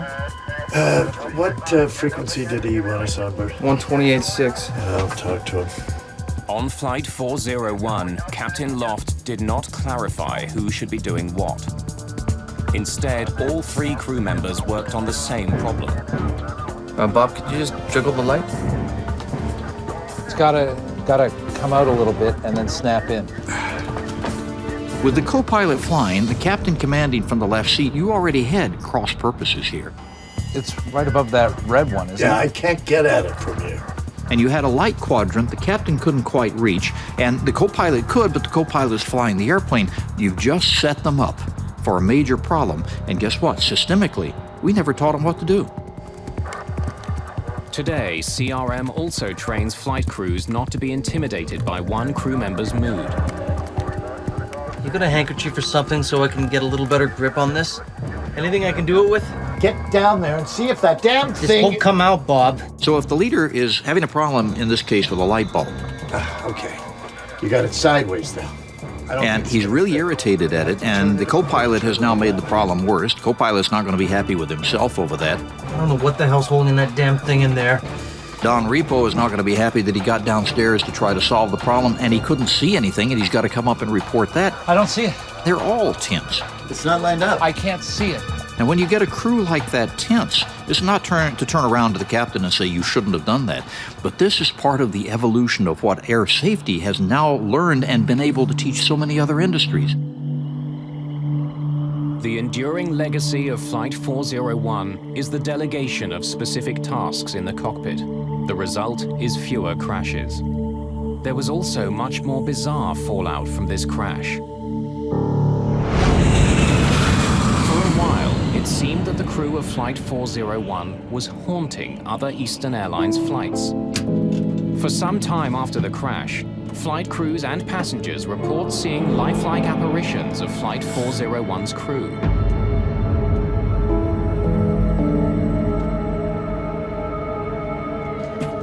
Many of the ghost sightings were on aircraft fitted with recovered parts from Flight 401. The ghost stories spread quickly. One book devoted entirely to those stories suggests that the ghosts were there to protect passengers and crew from further mishap. The official reaction at Eastern Airlines to these ghost stories was one of absolute eye-rolling denial in public, and in private, a certain bit of panic. There are so many ghost sightings that eventually Eastern Airlines removes Flight 401's cannibalized plane parts from all other aircraft. None of those who survived the crash will ever forget the horror they witnessed in the Everglades that night.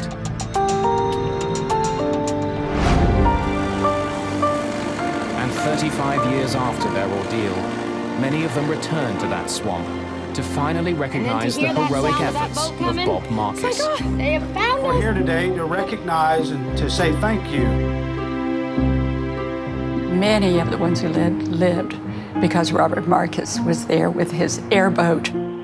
He saw them drowning and decided that the thing that he could do would be to save the ones he could save.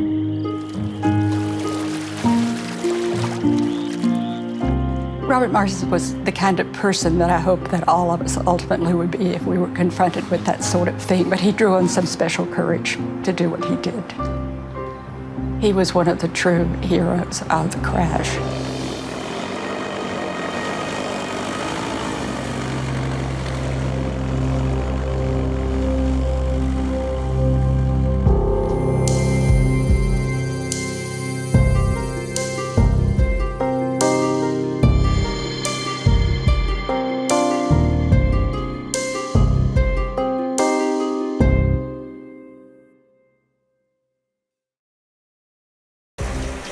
lost engine number 2.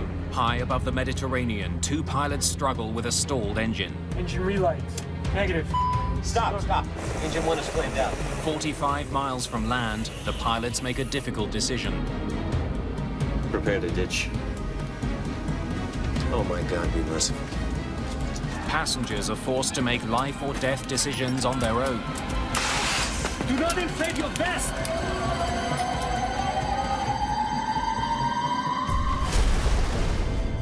The accident will tear families apart, set in motion a massive rescue effort at sea, and trigger a multinational investigation to discover why both engines on one of the world's most popular planes stopped in mid-flight.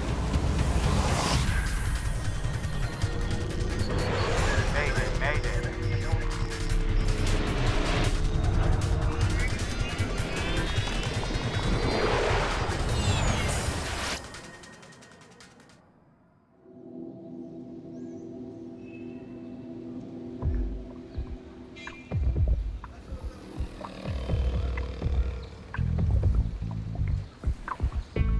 August the 6th, 2005, Bari, Italy.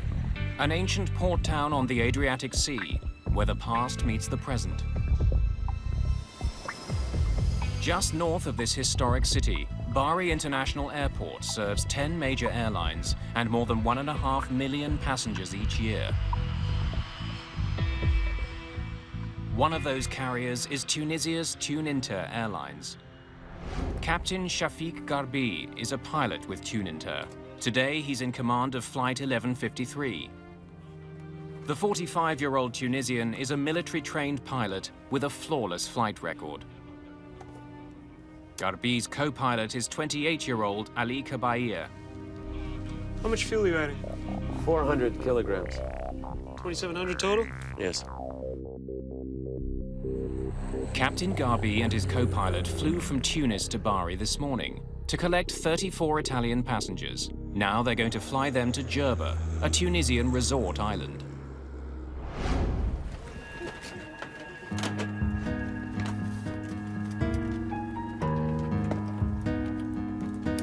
Among the passengers is 31-year-old police officer Luca Squicciarini.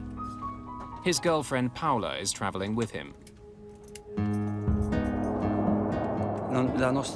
Our first choice wasn't Jerba, it was Cape Verde. The thing with Cape Verde is that it was a period of terrorist activities. The flight would have left from either Rome or Milan. Since they are two large airports, Paola was afraid that there would be an attack, so we chose not to go to Cape Verde. It was my first trip with Paola. We met the previous winter. We had plans to marry the following year. To tighten your belt, pull on the loose end of the strap. To release your seatbelt, lift the upper portion of the buckle. Ladies and gentlemen, your life vests are located beneath your seats. To inflate the vest, pull firmly on the red cord, only when you're leaving the aircraft. If you need to refill the vest, blow into the mouthpiece.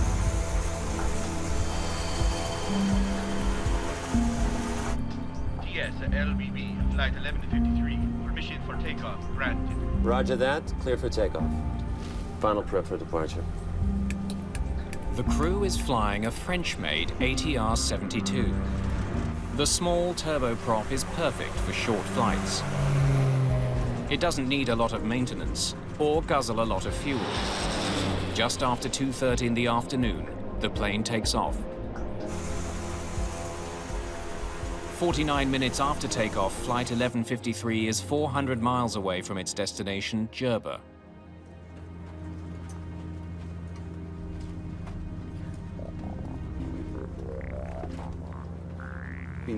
So we started chatting with other passengers. We were all excited. We talked about the vacation. Like Luca and Paola, Barbara Baldacci is on her way to Jerba for a vacation with her fiancé, Francesco. Barbara aveva 23 anni. Barbara was 23 years old. She was on the verge of realizing her lifelong dream of graduating in biology. After writing her final exam, she decided to take this vacation with her fiancé, Francesco.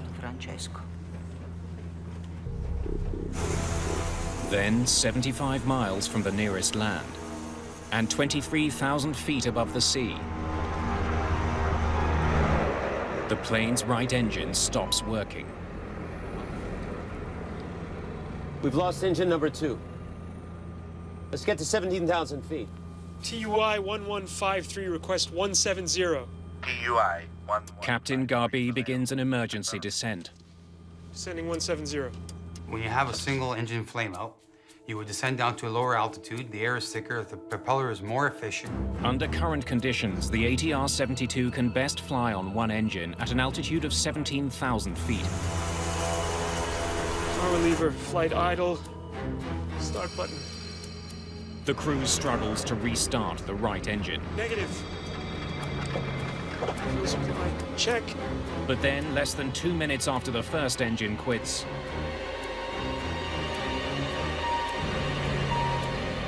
Stop!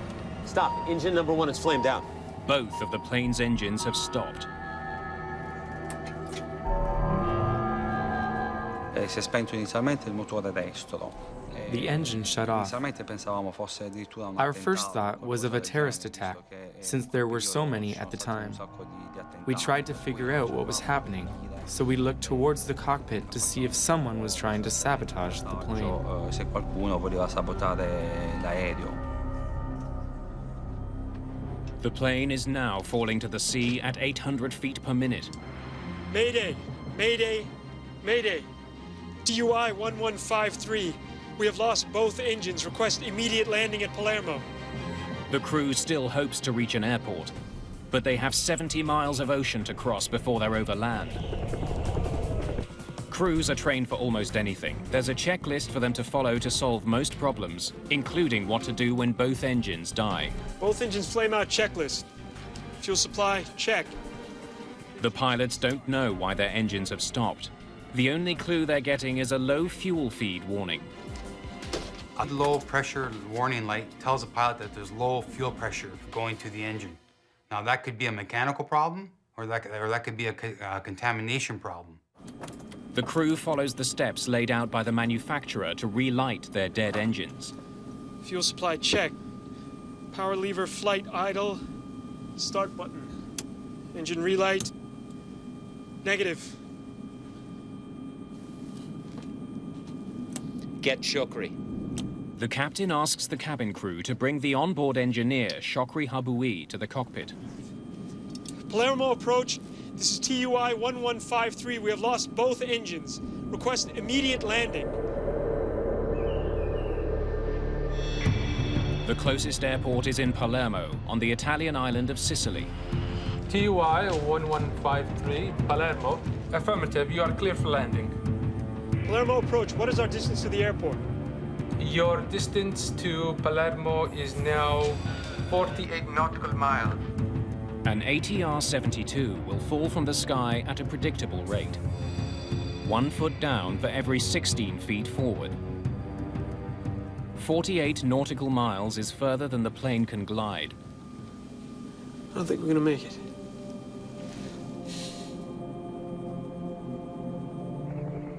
If they can't restart their engines soon, they'll be forced to ditch in the sea.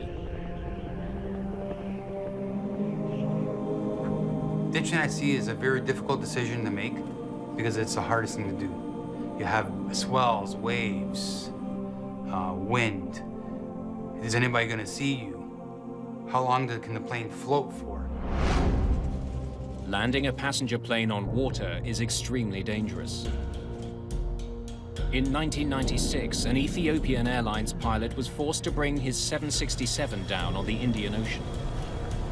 The ditching was recorded by a tourist on a nearby beach. 50 people survived, but 125 people died. The crew of this small plane doesn't usually include an engineer. When there is one on board, he usually travels in the cabin.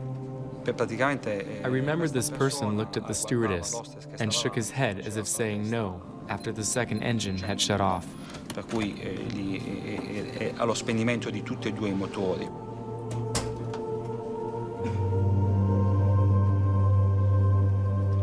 per cui lì ho capito che stava cercando di fare qualcosa That gesture showed there was nothing left to do. per far funzionare questo aereo, però mi sa. The crew of Flight 1153 has tried all it can. They're running out of time and options. Flight engineer Shokri Haboui has joined in the struggle to get Flight 1153's engines started. You've run the checklist? Yes. The captain hopes the engineer will know something that isn't covered by the checklist. Attempt to restart the engines. Right engine first. Fuel supply, check. Engine 2 start, power button, on. Engine relight, negative. Palermo approach, TUI 1153. Any closer airport where we can land?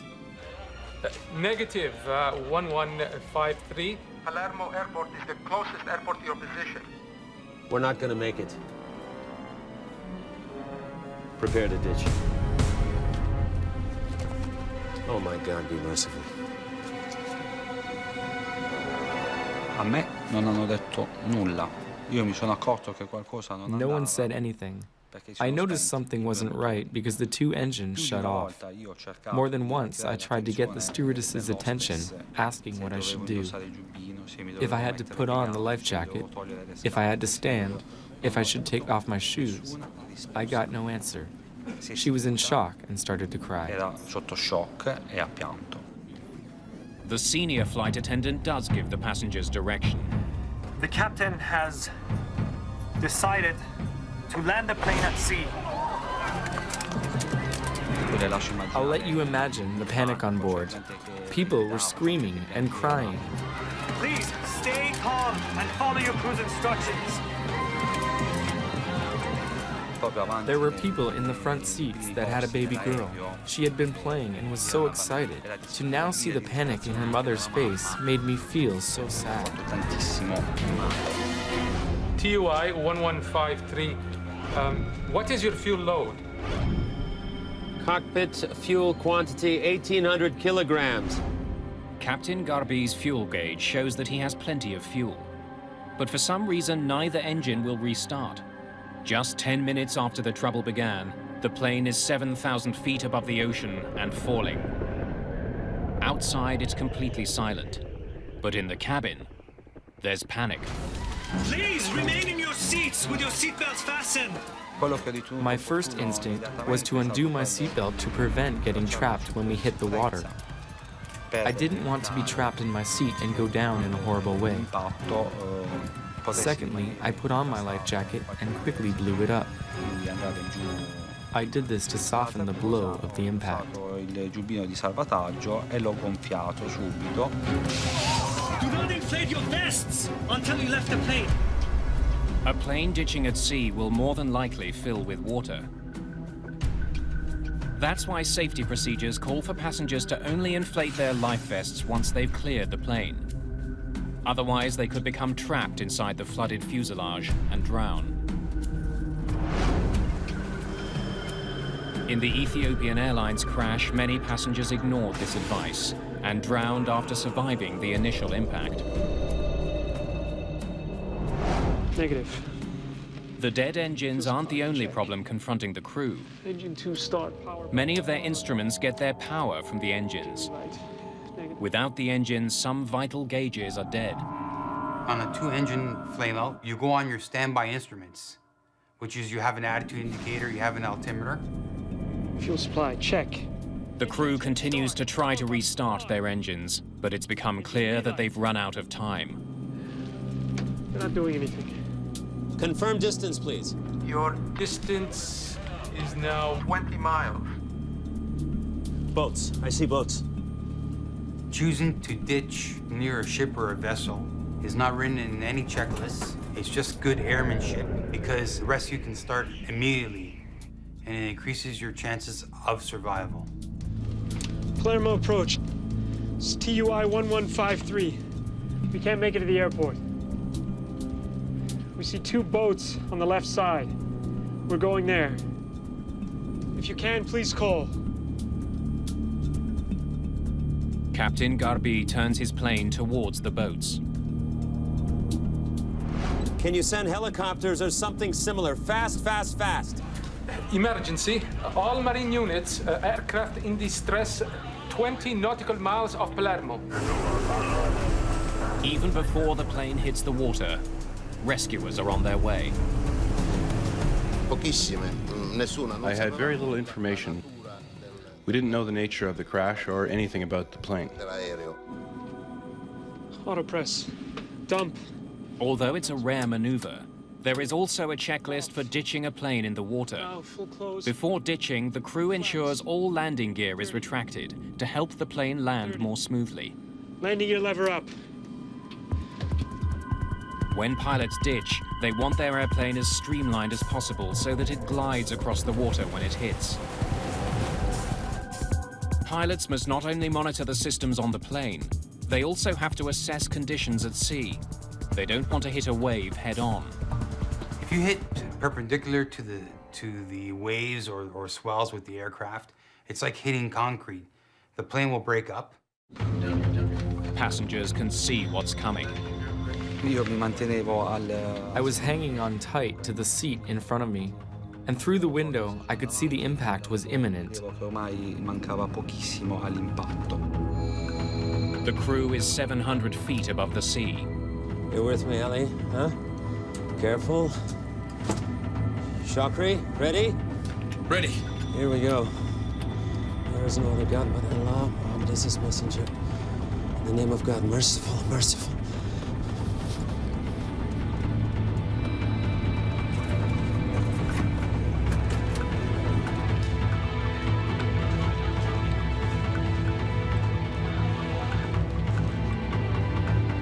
At a speed of 145 miles an hour, the plane collides with the sea.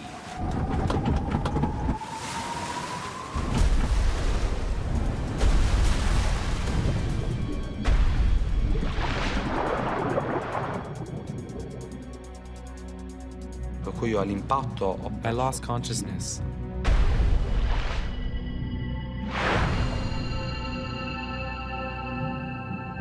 I woke up in the water. I was 2 or 3 meters underwater. I came up to the surface wearing only my pants. I had lost my life jacket and clothes on impact. I got to the surface and grabbed onto a bag. I was in shock. I was surrounded by everything. My thoughts were constantly with Paola. I thought I was going to die because I was spitting blood. I felt my lungs filling with blood.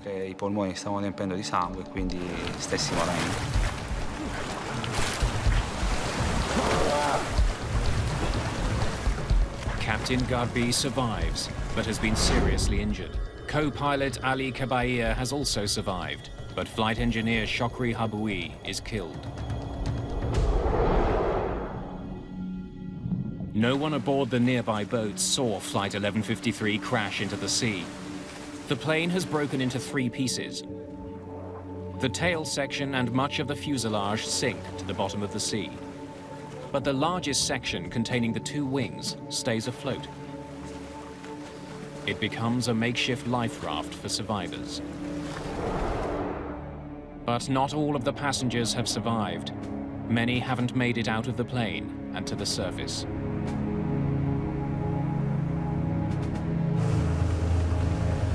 A fleet of rescue personnel are en route, including Admiral Vincenzo Pace of the Italian Coast Guard. Rescuers must travel 26 miles through heavy seas to get to the crash site. The sky was very visible, but the water was agitated. This caused some problems to the recovery mission. Helicopter pilot Stefano Borregana is one of the first to arrive at the scene. The approach control asked us if we were aware of ditched aircraft out of the coast of Palermo, and if we were able to help them to locate the airplane. When we approached the airplane, we could see the wings floating.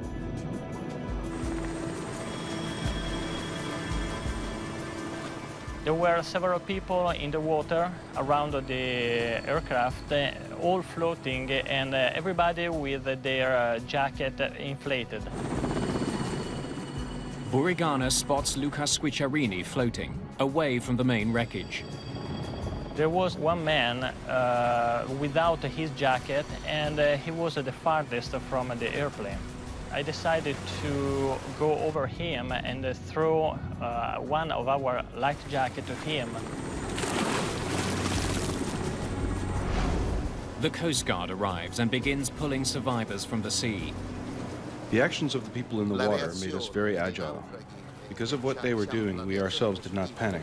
We had the calm collaboration of all these people because despite what happened, they knew help was coming and they would be rescued. Within the hour, the crash site is teeming with rescuers. They search for survivors from the water and from the air.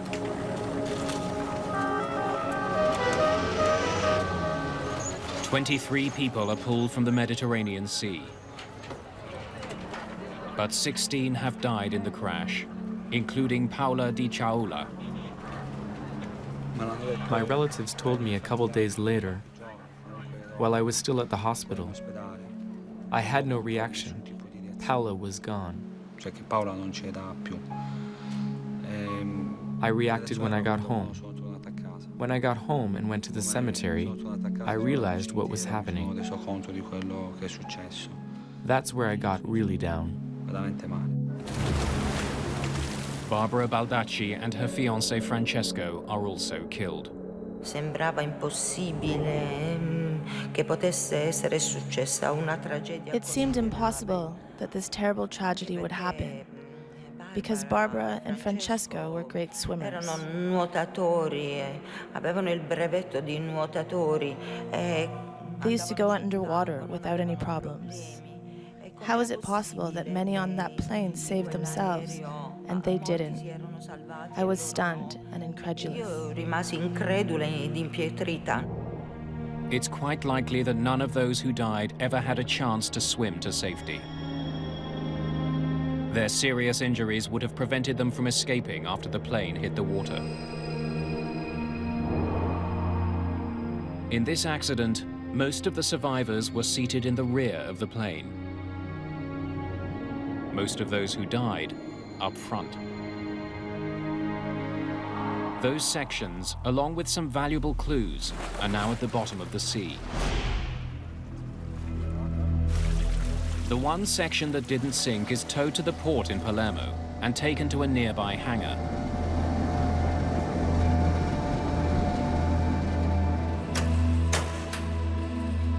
A team of agents from Italy's National Flight Safety Agency, the ANSV, begin looking for leads. Their job, find out why Flight 1153's engines stopped in mid-flight. We need to collect as much as evidence as possible in order to fulfill two main answers. What happened and why had it happened? They are led by Chief ANSV investigator Vincenzo Panetta. I arrived in Palermo the day after the accident, on the 7th, very early in the morning. Per piacere, permesso. A flight test engineer by training, Panetta has led several air crash investigations. The engines and central fuselage of Tuninter Flight 1153 have been recovered. The rest of the plane lies somewhere off the Sicilian coast.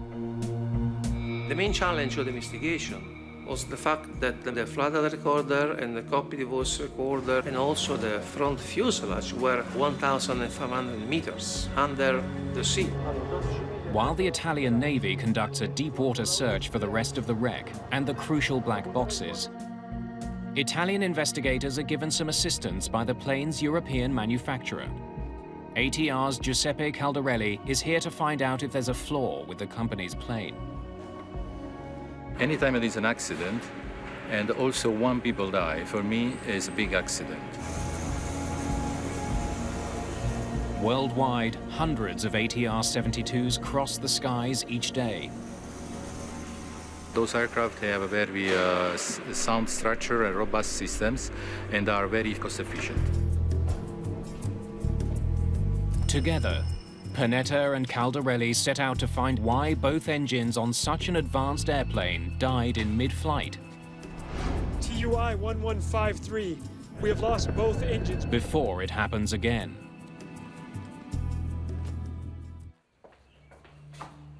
Captain Garvey, how are you? I'm getting better, thank you. Investigators want to know what happened in the cockpit of Tuninter Flight 1153 when the engines died. Without the cockpit voice recorder, they must rely on the recollections of surviving passengers and crew members.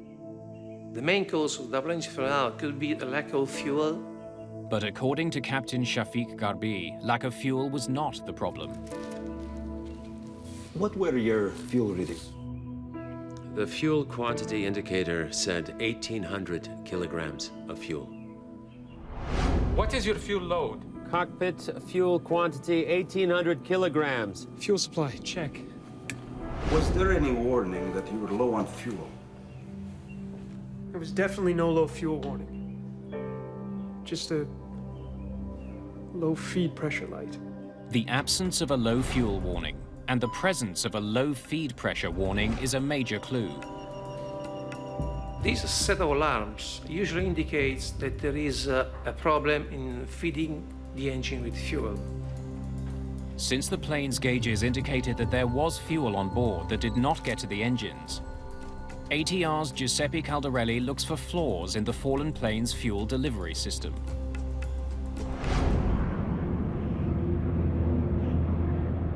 Four years earlier, an Airbus operated by Air Transat developed a leak in the fuel line that feeds the plane's right engine. Over time, the plane leaked all of its fuel and both engines failed. The pilots were forced to glide their plane to an emergency landing. That incident has a lot of similarities to the Tuninter crash. Giuseppe Caldarelli's team looks for breaks or blockages in the fuel lines and evidence that the fuel pumps malfunctioned and stopped fuel flow to the engines. While Caldarelli waits for technicians to complete tests on pumps and lines, Panetta decides to start a new line of inquiry. He explores the possibility that the fuel that was on board was somehow contaminated. Fuel contamination can derive from 4 or 5 different sources.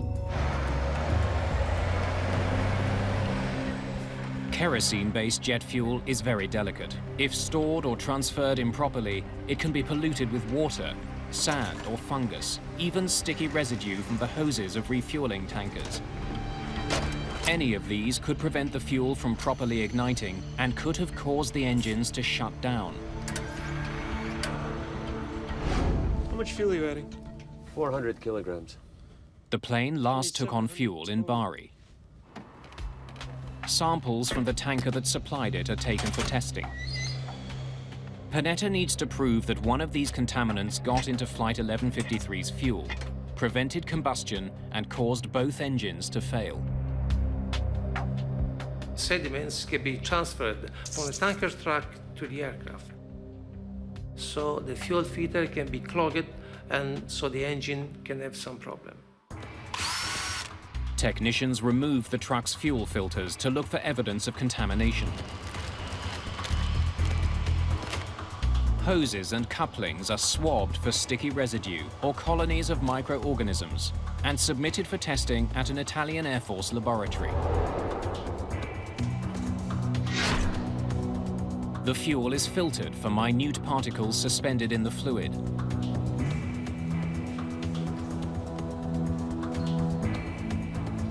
And carefully examined for impurities.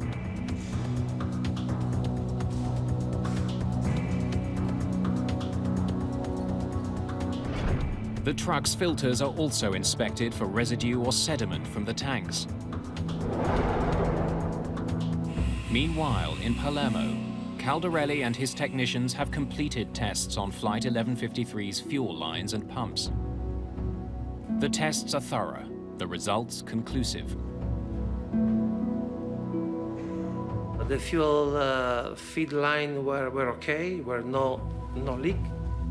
If the fuel delivery system was working, and the two pilots remember having ample fuel, the fuel quantity indicator said 1,800 kilograms of fuel. Then why had the engines failed? When test results from the Bari fuel tanker come in, they too are conclusive. The fuel filters, hose couplings, and tanker fuel at Bari Airport are clean. So fuel contamination as a source of double engine flame out was then excluded. At this point, the investigators still don't know what caused the downing of Tuninter Flight 1153. But something has been eating at Panetta. If the plane was filled with fuel, and since the fuel is stored in the plane's wings, why did the wing section float? Floating on the wing indicates that the weight of the wing was not so high. We have been told by ATR that if the amount of fuel that was supposed to be into the wing, around 2,000 kilograms, were on the fuel tanks, the wings maybe would have not been able to float. Panetta suspects the plane didn't have as much fuel as the pilots thought, but he doesn't know how that could be. 2 weeks into the investigation, Panetta gets an important lead in the case. After 2 weeks of the event, we received some technical documentation from the aircraft operator. According to the logs, Captain Garbi flew the same aircraft the day before the accident. After that flight, he reported a problem with his fuel gauge. When he left the aircraft the day before, he reported that the right display float indicator was out of service, so it needed to be replaced. The fuel quantity indicator, or FQI, is a gas gauge that tells pilots how much fuel is left on board. The lights on the FQI were malfunctioning, and Captain Garbi made a note of this in the maintenance log. We were able to see that the fuel quantity indicator was changed the day before the event. The maintenance log raises the possibility that the FQI that the mechanic installed was not the right one for the plane. It doesn't seem to have the right model number. Tuninter flies two models of ATR aircraft, the ATR-42 and the larger ATR-72.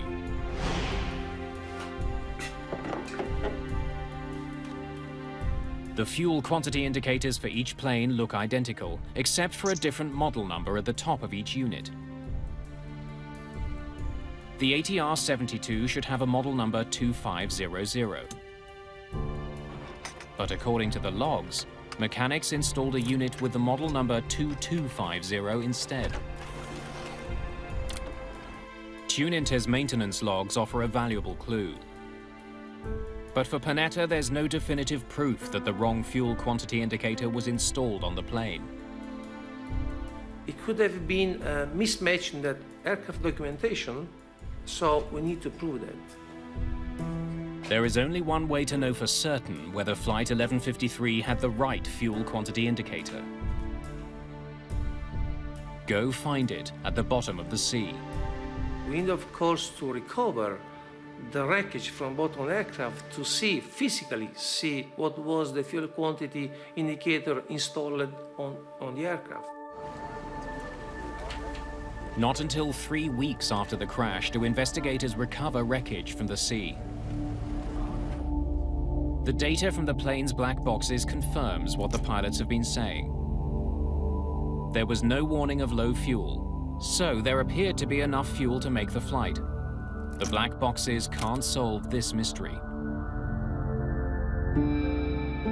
Investigators hope that the tail and front section can. They are hauled aboard a naval vessel from the sea.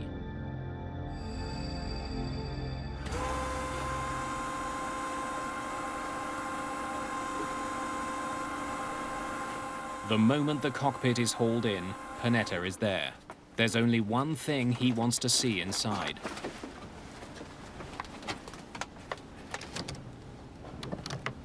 So when the wreckage was recovered from under the sea and put on the ship deck, I realized that, as a matter of fact, the fuel quantity indicator for an ATR-42 was installed. It was like we found the smoking gun. The wrong FQI was installed on Flight 1153. Panetta finally has the break he's been looking for. The ATR's fuel quantity indicator collects data from sensors in the fuel tanks and calculates how much fuel is in the tanks. But since the fuel tanks on the 42 and the 72 are a different size, fuel quantity indicators can't be swapped between them. Technicians conduct refueling tests with the wrong FQI installed on an ATR 72. And the results are chilling.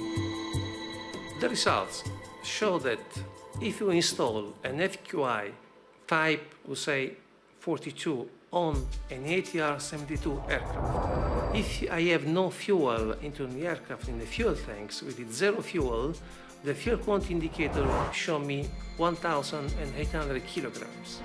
Precisely the amount of fuel that the captain reported having when his engines flamed out. Cockpit fuel quantity 1,800 kilograms. Investigators conclude, at 23,000 feet above the Mediterranean, the wrong fuel indicator led the crew to believe that they had ample fuel, when their tanks were actually empty. Engine relight. Negative. They're not doing anything. The engines could not possibly have been restarted. With hundreds of ATR 42s and ATR 72s still flying, the implications are stark. Could there be other planes flying with the wrong gauge? The first safety recommendation was to mandate all operators that use ATR 42 and 72 aircraft in their fleet to check whether the right fuel quantity indicator was installed on the aircraft. Panetta and Caldarelli have uncovered the error that caused both of Flight 1153's engines to quit in mid-air.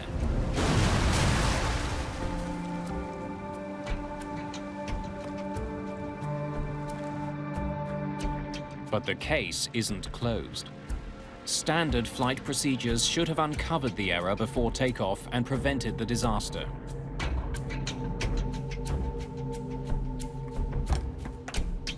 Captain Garbi's aircraft went in for repairs in Tunisia the night before the crash. The plane's FQI indicated 790 kilograms of fuel in the tank. After the new fuel quantity indicator was installed, it showed that there was almost 4 times as much fuel on board, 3,100 kilograms. The following morning, Captain Garbi noticed that the fuel levels had gone up. He assumed the fuel had been added. But when fuel is added to an aircraft, a refueling slip must be left in the cockpit. Where is the refueling slip? The pilot asked to the flight dispatcher where was this refueling slip, but the flight dispatcher was not able to find this refueling slip. I'll get it to you when you get back from Jerba. Roger that. There was no refueling slip because the plane hadn't been refueled.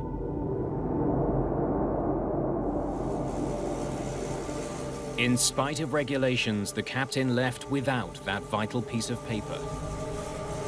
There are some standard regulations requiring the pilot to take off only when he is sure about the quantity of fuel. With the wrong fuel indicator on board and less fuel than he believed, Captain Garbi makes it to Bari, Italy, and tops up his plane for the next leg of the trip to Jerba.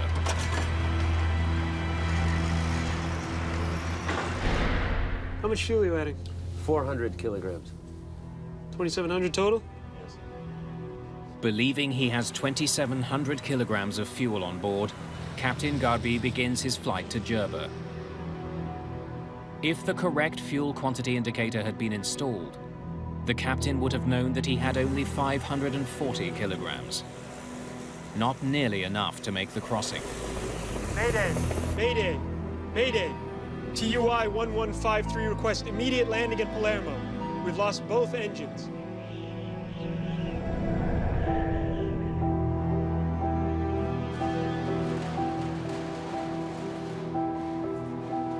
Panetta's investigation comes to a close. He draws up his final report. His colleague, Giuseppe Caldarelli, voices a bold view. Even with no fuel and dead engines, Flight 1153 could have made it to land. The aircraft was in a position that allowed to reach Palermo.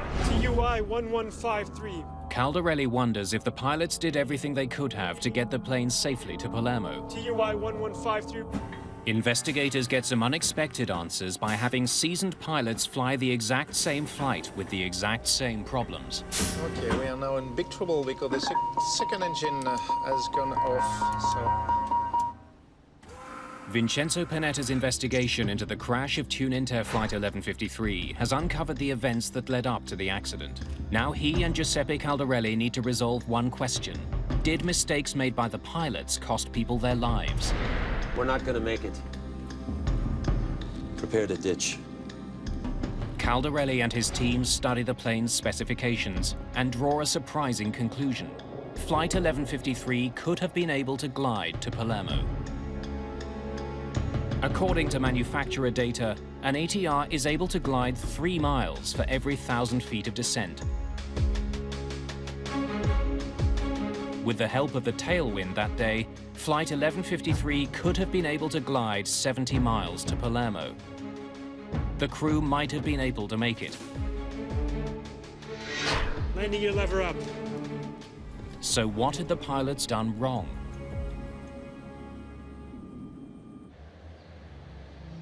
To answer that question, Panetta and Caldarelli recreate Flight 1153 in the flight simulator at the ATR facility in France.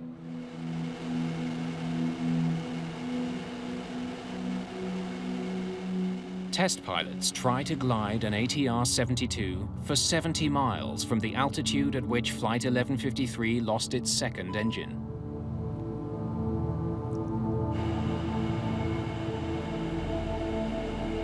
The simulation was requested to see the range of the aircraft starting from the second engine out. Double engine flame out, you have to be very aware of the configuration of the aircraft in order to keep as much as possible the altitude and distance to fly before the crash. Stop! Stop. Engine number 1 is flamed out. With both engines out, the priority is to keep the plane gliding as far as necessary. To do that, pilots can change the angle of their windmilling propellers. You have the maximum glide performance when you minimize the drag. It's very important to feather the propeller in order to reduce the drag. Feathering the props involves changing their angle against the wind. The maneuver reduces drag. When you want to feather the propeller in flight, you first have to reduce the power lever to idle and put the condition lever back to feather position. The crew did not feather their props when their engines quit. The windmilling propellers created enormous drag. If the crew of Flight 1153 had feathered their props, they may have been able to glide further than they did. Let's get to 17,000 feet. By the time Captain Garby's second engine flamed out, he was just below 22,000 feet. To further reduce drag at that altitude, the plane should be slowed to 158 miles per hour, the ATR-72's ideal gliding speed. Surprisingly, to glide as far as possible, a pilot doesn't want to fly as fast as possible. The faster a plane flies, the more the airflow pushes against it, creating resistance. Every plane has an optimal speed to achieve the furthest glide. The crew continued flying up to 55 miles an hour faster than their optimal gliding speed. That added to the drag on the plane and reduced the distance they could glide. By feathering his props and reducing his speed, a simulator pilot in France was able to get the plane as far as Palermo. You're with me, Ellie, huh? Careful. Flight 1153 hit the water 26 miles from shore, well short of what the plane was capable of achieving.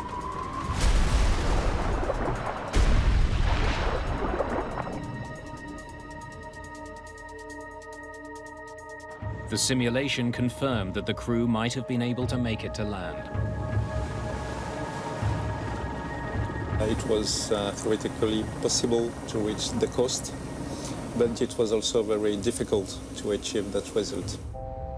Simulator pilots had one big advantage over the crew of Flight 1153. They weren't in a life or death situation, and they knew they had to glide instead. Fuel supply, check. But Captain Garbi didn't know he was out of fuel. He didn't think he'd need to glide to Palermo. Garbi focused on restarting the engines instead. Feathering the props isn't part of that procedure. If the captain had known he was out of fuel, he might have acted to maximize glide instead. Once he realized that his engines wouldn't start, his focus was on trying to find a place to ditch the plane. Captain Garbi also had to contend with a lack of instruments, as well as radio interruptions.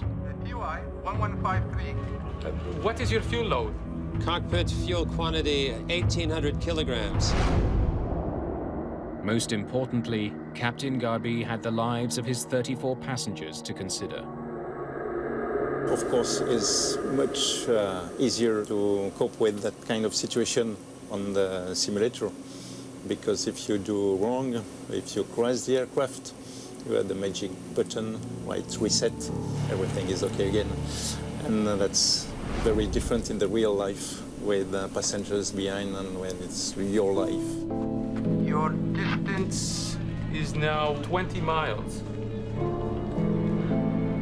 We're not going to make it. The simulation highlights the importance of proper training to deal with unlikely situations, such as a twin-engine flameout. In aviation, it's a very rare event. Vincenzo Panetta's report urges airlines to train their pilots how to ditch without engine power. Better pilot training is just one of 17 safety recommendations in the accident report. Perhaps the most important, that ATR redesign the fuel quantity indicator. In order to prevent a fuel quantity indicator type 42 on a 72 aircraft and vice versa.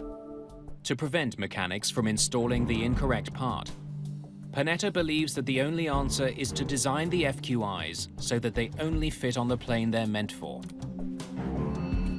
9 men face charges of criminal negligence for the downing of Flight 1153, including the Tuninter mechanic who installed the wrong FQI, and Captain Garbi.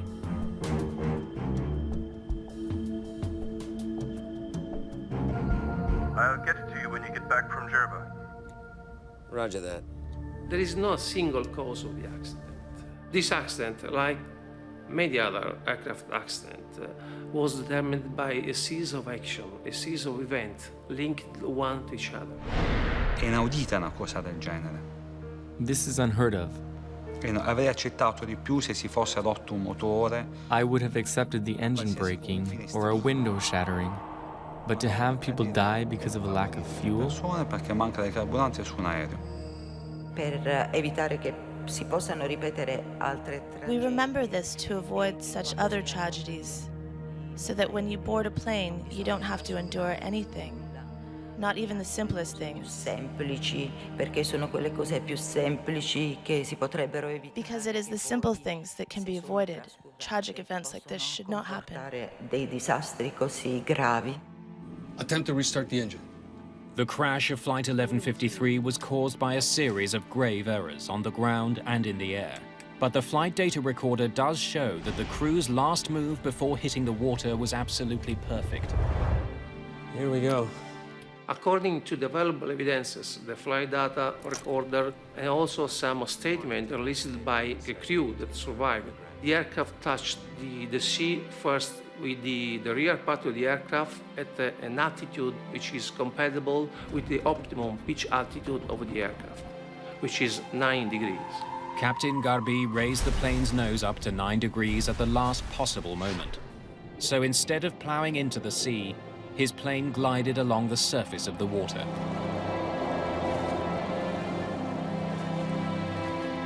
The maneuver likely saved lives by allowing more passengers to escape the ruined aircraft. His flying may have prevented this accident from becoming an even greater tragedy.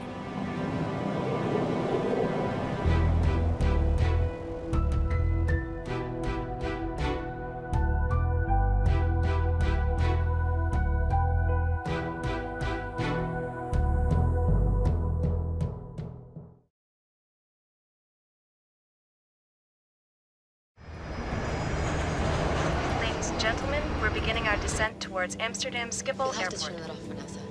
Thank you. Turkish Airlines Flight 1951 is preparing to land in Amsterdam. Amsterdam, Turkish 1951, descending to 7,000, speed 250. The crew is flying a state-of-the-art Boeing 737. Flaps 15. Localizer alive, localizer capture. In the final moments of the flight, the landing turns into a catastrophe. The plane falls like a rock. The crash of Turkish Airlines Flight 1951 involves the most popular plane on Earth. With nearly 1.5 million passengers boarding 737s every day, investigators need to figure out if the problem was with the plane or with the pilots flying it. Mayday, Mayday.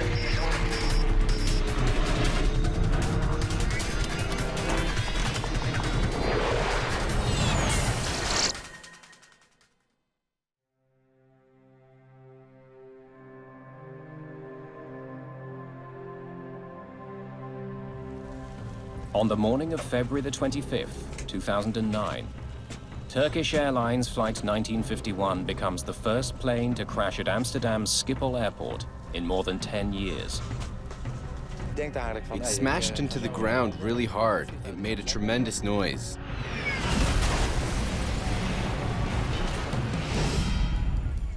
The plane hits the ground in a muddy field just north of runway 18 right. Since the crash was so close to the airport, rescue workers arrive quickly. Most of the passengers have survived, but many are badly injured. Survivors are taken straight to local hospitals. Images of the Amsterdam accident quickly spread around the world. This is the third crash of a passenger jet in the past 6 weeks. The sudden nature of this accident adds to the mystery.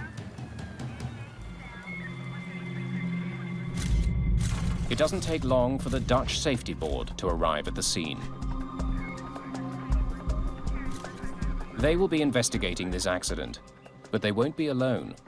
The crash involved an American-made plane, so the U.S. National Transportation Safety Board sends Joe Sador, one of its most experienced investigators, to Amsterdam. When it's a non-U.S. registered aircraft that crashes overseas, such as this Turkish Airlines, we are the state of manufacture and design of the airframe, and also, in this case, the engines.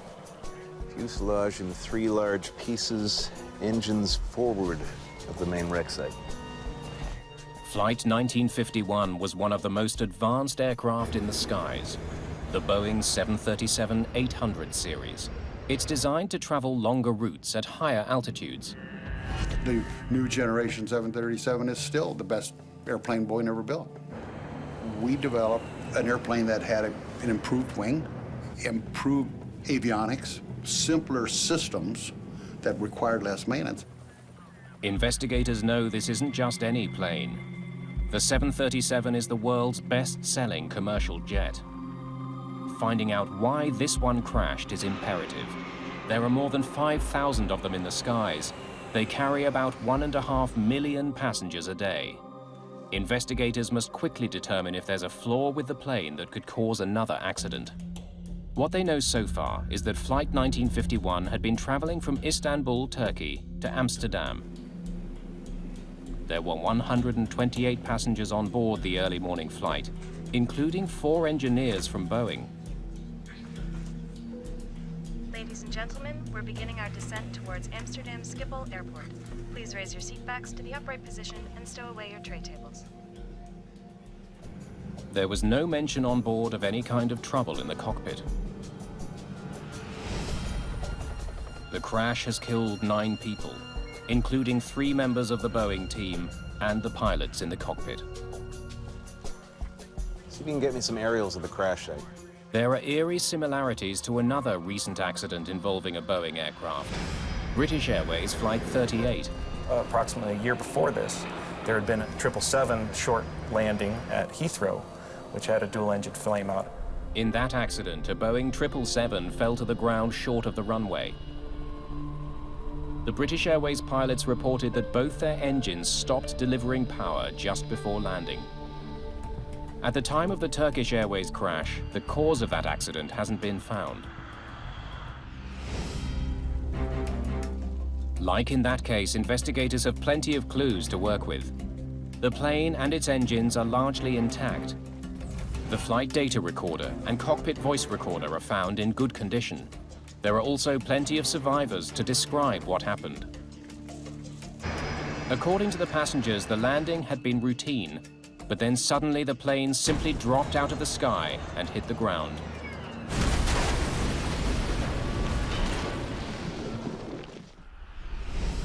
But perhaps the biggest clue comes from the crash site itself. The wreckage is not spread out. It tells investigators that the plane could not have been traveling forward at high speed when it hit the ground. The way the aircraft had crashed, it did appear to be some sort of a landing accident in which there was moderate control of some sort. The pattern of debris and the passenger reports point investigators to an immediate suspect: the engines. The engines issue was a very big issue in my thought process at the time, initially. There's no evidence of fire on the fuselage. In many crashes, fuel in the plane's tanks ignites on impact. The lack of fire raises an obvious question. Did the engines stop running because Flight 1951 had simply run out of gas? That was one of the first thoughts that I had was, did this airplane have fuel aboard? Because otherwise, how does a 737 literally fall out of the sky on approach to an airport? But the location and condition of the plane's engines suggest that perhaps they didn't quit in flight. Sure looks like it was running. When we first looked at where the engines ended up, the initial impression was that they probably were producing thrust at impact, given that they were so far forward of the main wreckage. That was just a very general conclusion. Only the flight data recorder can tell investigators how much power the engines were generating in the seconds before the crash. Lots of fuel. Rules that out. It doesn't take long to discover that there was plenty of fuel in the plane's tanks. Flight 1951 definitely did not run out of gas. Passengers report that in the final seconds before the crash, the plane hit what felt like turbulence. It points investigators to a well-known culprit, a microburst. A microburst is a powerful column of air that shoots out of storm clouds. It can literally slam a low-flying plane to the ground. If an airplane flies into that at approach speeds, you're not going to be flying anymore. You're going to come out of the sky. Certainly, it was one of the things that all of us took a look at the beginning. Was there a microburst?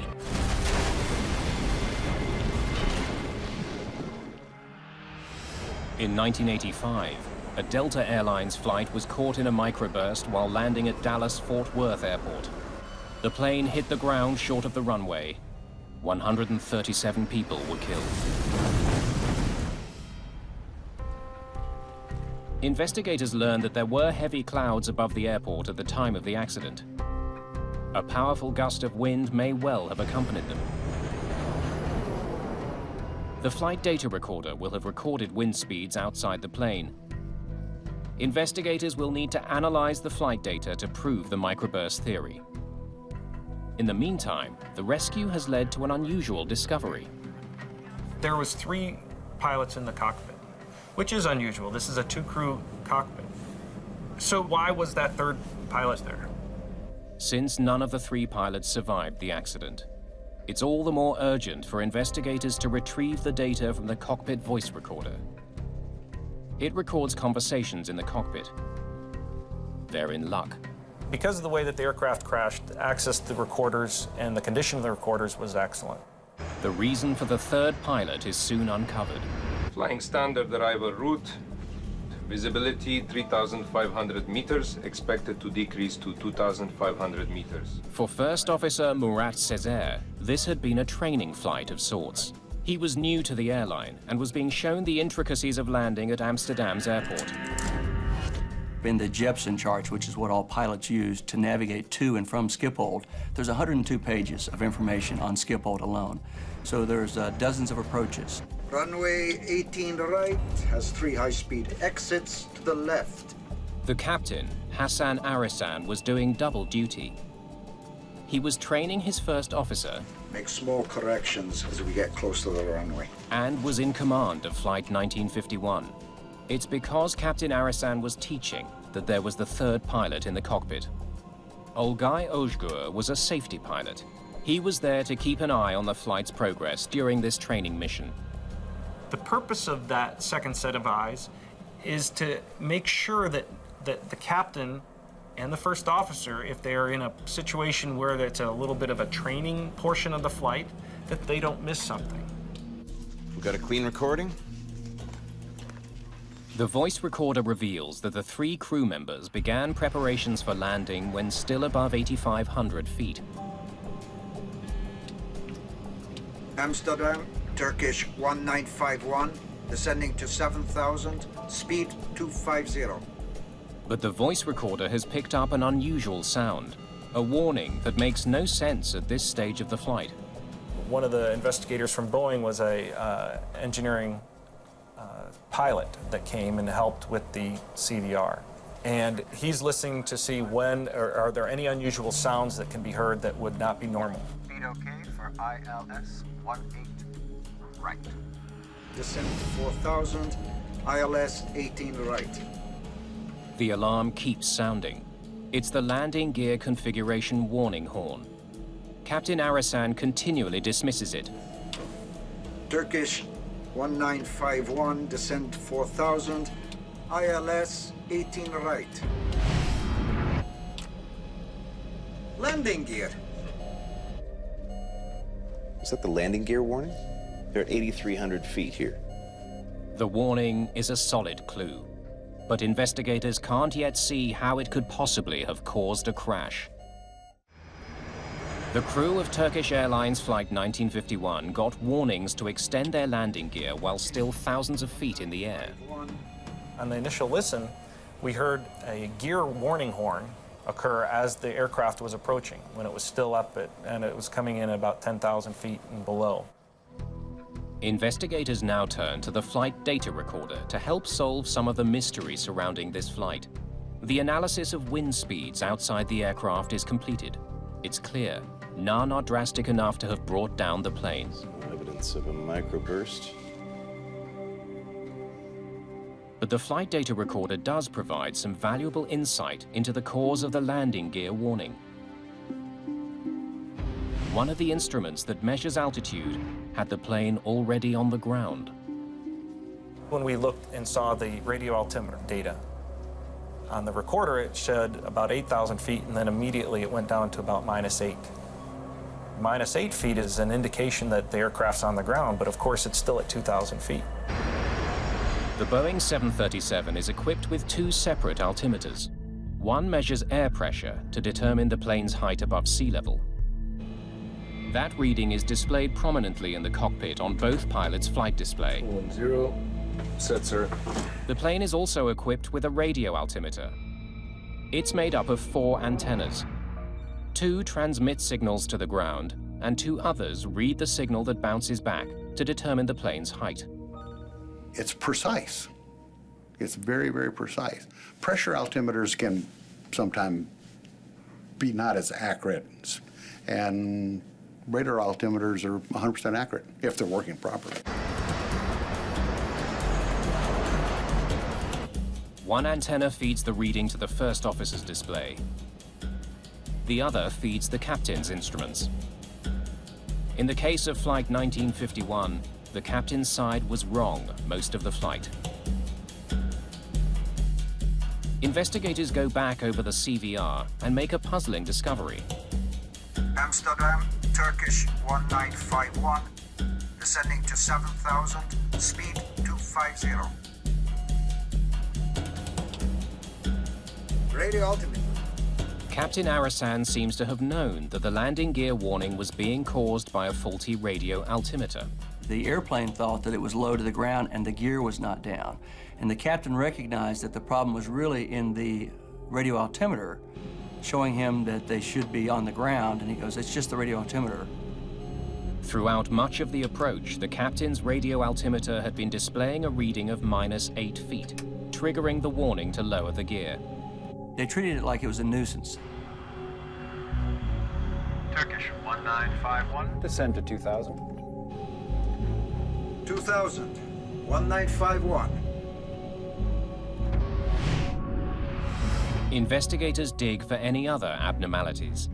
They learn that with Flight 1951 still about 17 kilometers from the airport, controllers directed the pilots to begin their final turn to line up with the runway. Turkish 1951, left heading 210, cleared approach. 18 right. Left 210, clear ILS, Turkish 1951. 210 set, sir.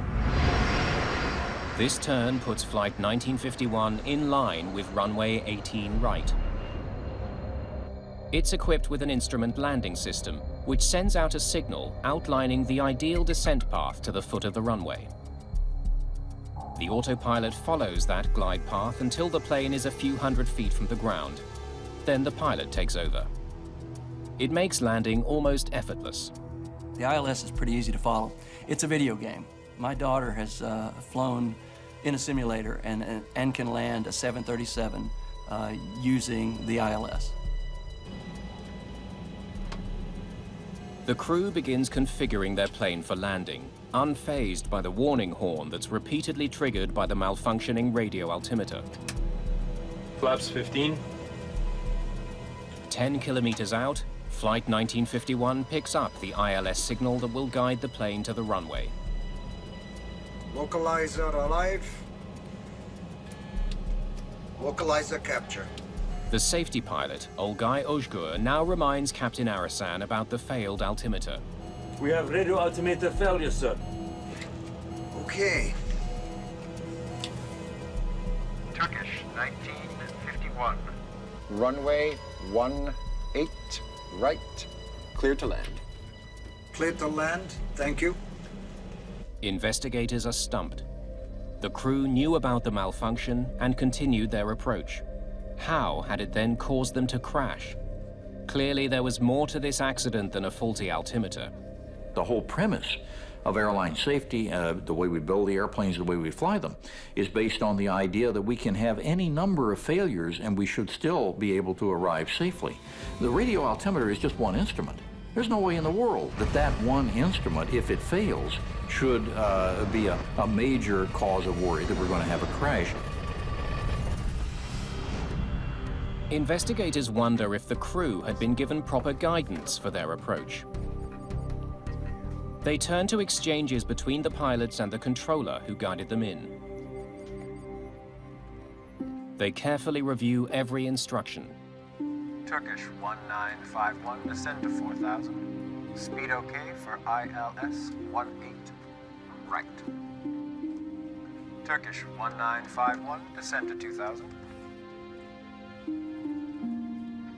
Turkish 1951, left heading 210, cleared approach 18 right. By following the controller's instructions, the crew made their final turn much too close to the runway. So to intercept properly, they should be here.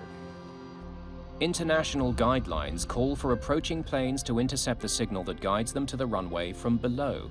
It's so pilots don't have to make any drastic last-minute course corrections to get to it. To intercept here, they had to descend. But Flight 1951 was given instructions that brought it to the threshold of the glide slope while still way above it. It's a common practice at Schiphol because it gets planes to the runway faster.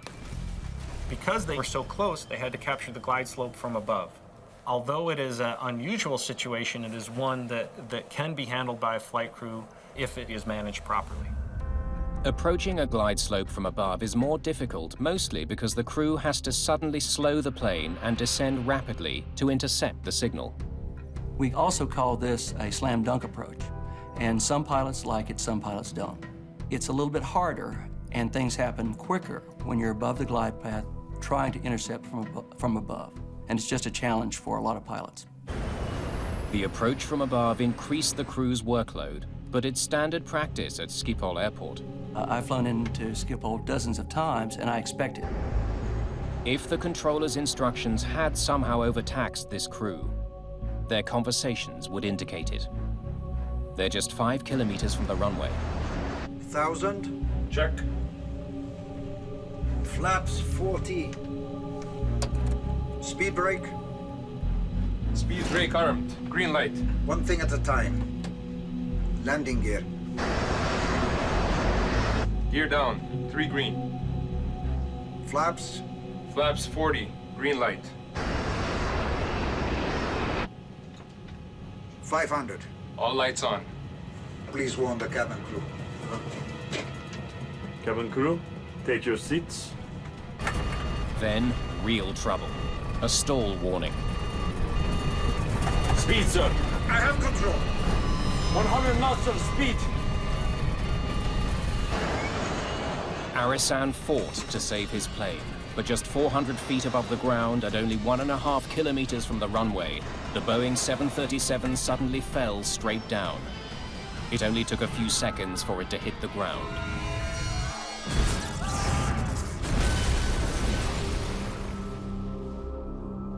Turkish 1951. The recording sheds light on the final minutes of the flight. The crew was configuring their plane for landing well after it should have been done. Flaps. Flaps 40. Green light. Most airlines have regulations that call for a flight to be stabilized, to have all checklists completed by the time the plane hits 1,000 feet. In instrument conditions, you're required 1,000 feet to have basically everything done. The airplane is configured, you have slowed, you have run your before landing check, and you have received your landing clearance. And from 1,000 feet on in, you just monitor the instruments and we're looking for the runway. Please warn the cabin crew. Cabin crew. In fact, this crew was still running their checklist up to the moment the crisis hit, 460 feet above the ground. This approach was not stabilized. Because the aircraft was unstable, the flight crew was in a very high workload environment in the last 1,000 feet of flight.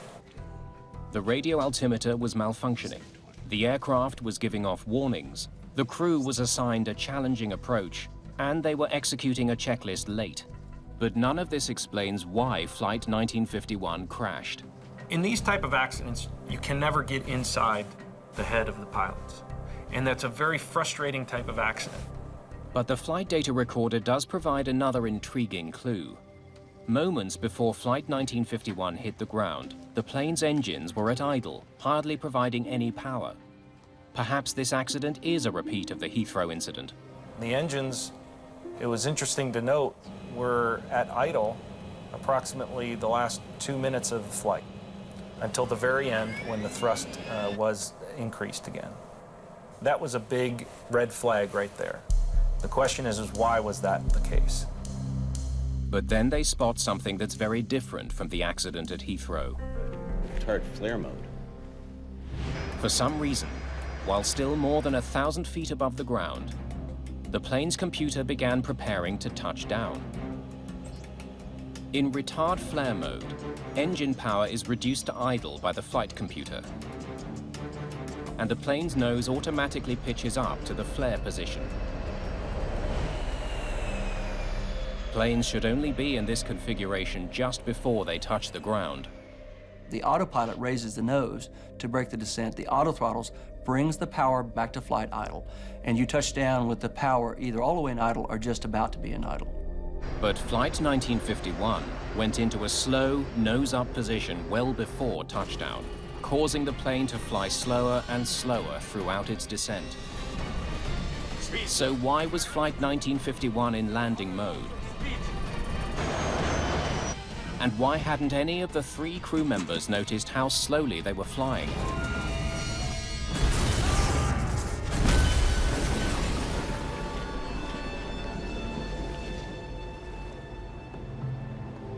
So, what else was going on when the engines went to idle? The trouble seems to start with the malfunctioning altimeter.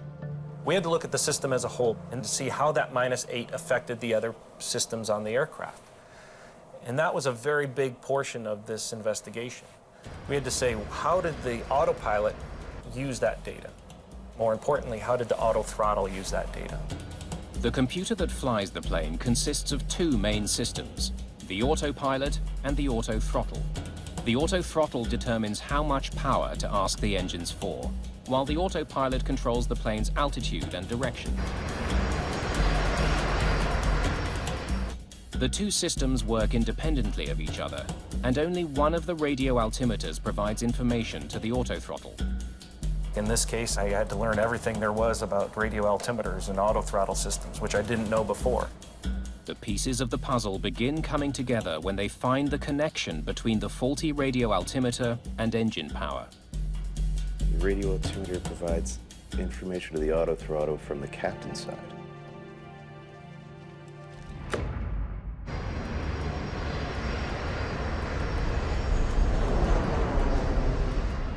The only altimeter feeding information to the auto throttle was the captain's, and it was wrong.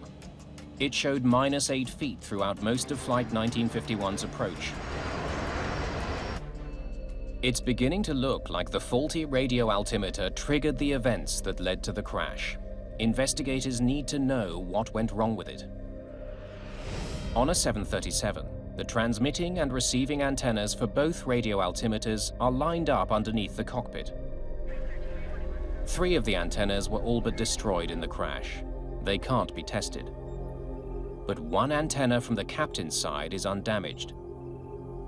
Investigators consider 2 possibilities: a failure of one of the components, or some sort of interference that caused the faulty reading. The only component that survived the crash checks out.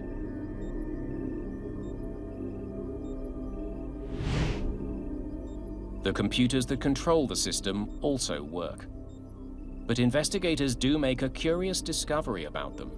They aren't the same ones that were installed on the plane when it was delivered to Turkish Airlines 7 years ago. This find changes the focus of the investigation. The maintenance aspect of this accident aircraft was one that we looked at as deeply as we could.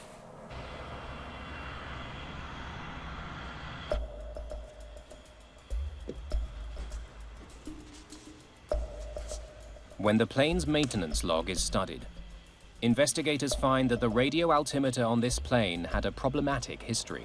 We got additional data from Turkish Airlines, and that data showed that on this one aircraft, of the past, I believe, over 1,000 flights, there was about 150 flights that had faulty radio altimeter systems. The documents show that a little more than a year before the crash, both computers were replaced because of complaints they were causing faulty readings. One of the incidents involved a radio altimeter reading of -8 feet. So that was telling us that there was an issue that had been there. The issue did not just occur on this flight. The faulty readings persisted. Mechanics repeatedly swapped the computers and replaced the antennas to try to solve the problem. It's determined that Turkish Airlines tried several ways to fix the altimeter, but they couldn't find a repair that worked. At the time of the accident, Turkish Airlines had a fleet of 52 Boeing 737-800 series airplanes.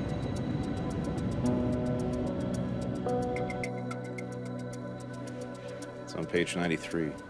When we reviewed the maintenance data, we found that radio altimeter problems had been written up several times on both the accident airplane and the fleet.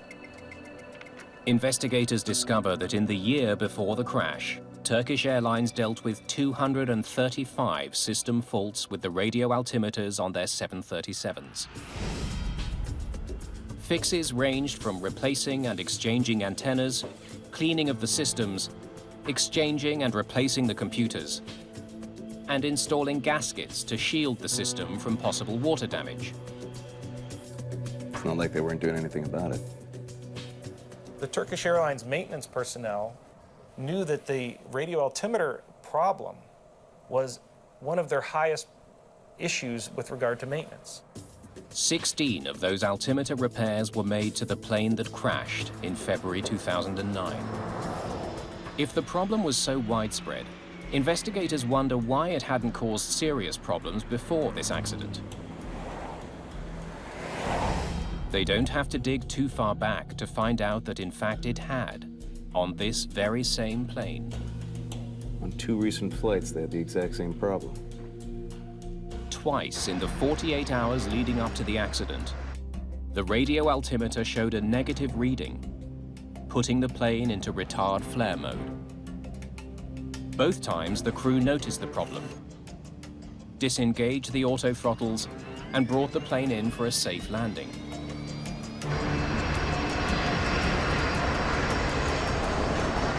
You just disconnect it and fly the airplane. In the months after the crash, other operators come forward with similar stories. In Australia, in the Netherlands, in Canada, in Austria, pilots report their 737s going into retard flare mode when the left radio altimeter showed a faulty reading. Each of those crews reacted the same way. They disengaged the auto throttle and pushed the power back up manually. They all landed safely. Things are going to break on an airplane, and usually you're able to identify that and take that out of, make it so that it's not a threat for the landing. In 2008, Boeing received a whopping 2,569 reports of faulty radio altimeters on their latest 737s. But very few of those cases involved the plane going into retard flare mode. Hardly any reports at all.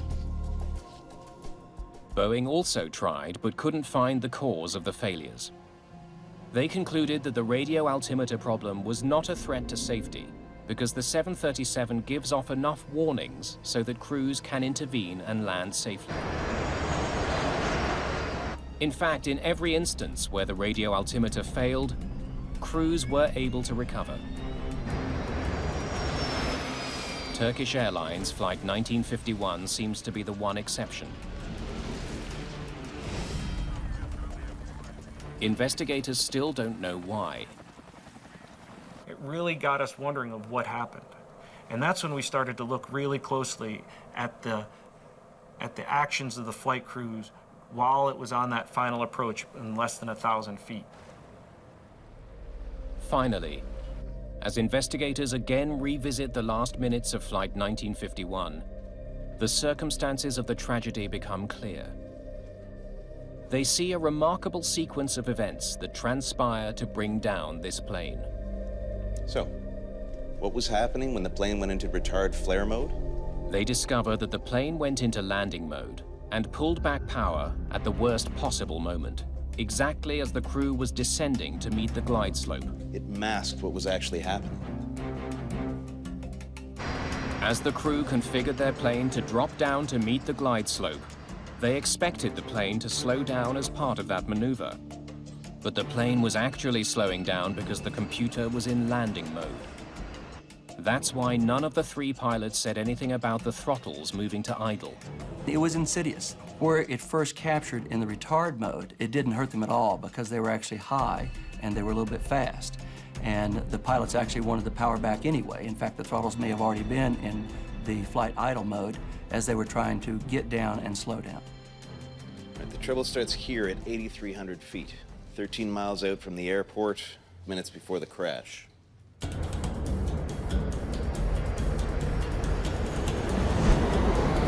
Amsterdam. Turkish 1951, descending 7,000, speed 250. Turkish 1951, descend to 4,000.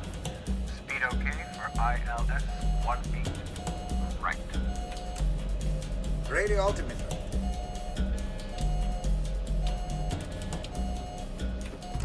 Would the crew have known that because of that radio altimeter, they would have gone to a retard flare mode in the throttles? No. It was a common problem at the airline, but the crew couldn't see the risk it posed this flight. We have an airplane that was malfunctioning in a very minor way, but in a way that, if not caught, could and did metastasize into something much more virulent. Turkish 1951, descend to 2,000. 2,000, 1951.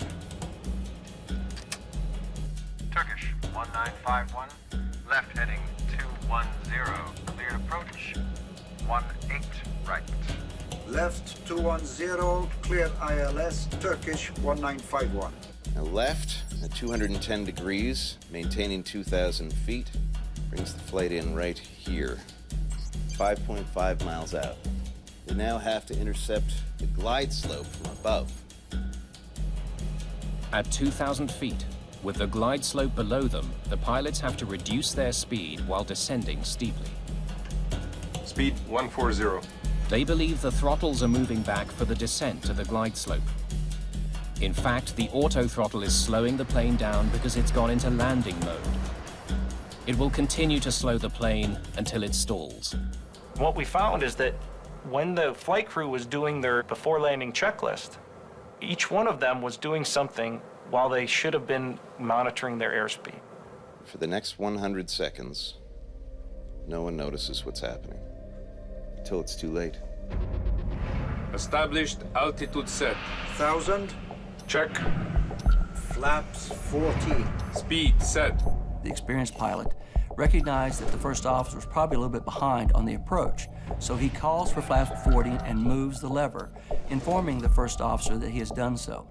He's trying to help the first officer catch up to the position of the aircraft. Speed brake. Speed brake armed. Green light. One thing at a time. Landing gear. The plane is now 700 feet from the ground. Gear down. 3 green. Flaps. Flaps 40. Green light. In their haste to complete their checklist, none of the 3 crew members notice the warnings that their speed is dropping dangerously. First, a red bar appeared on their flight display. Then, when the airspeed continued to drop, a flashing box appeared around their actual airspeed to draw the pilot's attention to it. At this point, no one sees either. Cabin report confirmed. The aircraft is now 600 feet from landing. When things start changing colors, it's a warning to you, it's a caution to you that you're approaching the limits of the aircraft. Missed approach. Altitude set. 500. So all of these indications the crew has in front of them saying that the aircraft is slowing down. During that time, they were still completing their checklist. Of course, the aircraft is getting closer to the ground. In fact, it's less than 500 feet from touchdown. And right before the stick shaker started, the captain told the safety pilot, Please warn the cabin crew. Cabin crew, take your seats. Speed, sir. I have control. By the time they advanced the throttles to full power, it was unrecoverable. They were too low for the engines to catch up. And that's it. It's now too late to save this plane.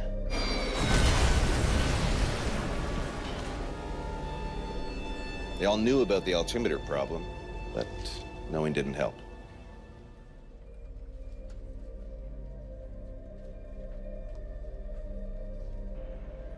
Boeing also didn't foresee the potentially deadly effect of a faulty altimeter. But on February the 25th, 2009, it triggered an unusual sequence of events that brought down a jetliner and killed 9 people.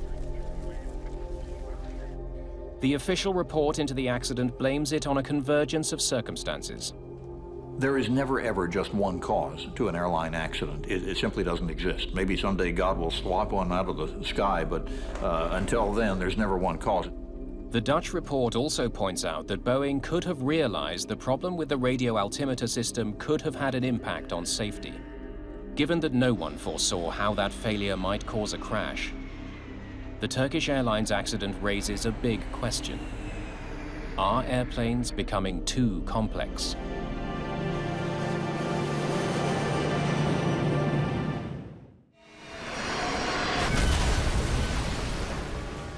Investigators have determined that Turkish Airlines Flight 1951 crashed mainly because the pilots didn't recognize the consequences of the warnings they were getting.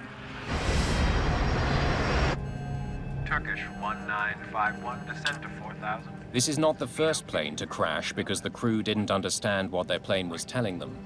Our problem is not the automation. Our problem is the depth of the training and the ability of the human beings to recover from mistakes made in interfacing with the automation.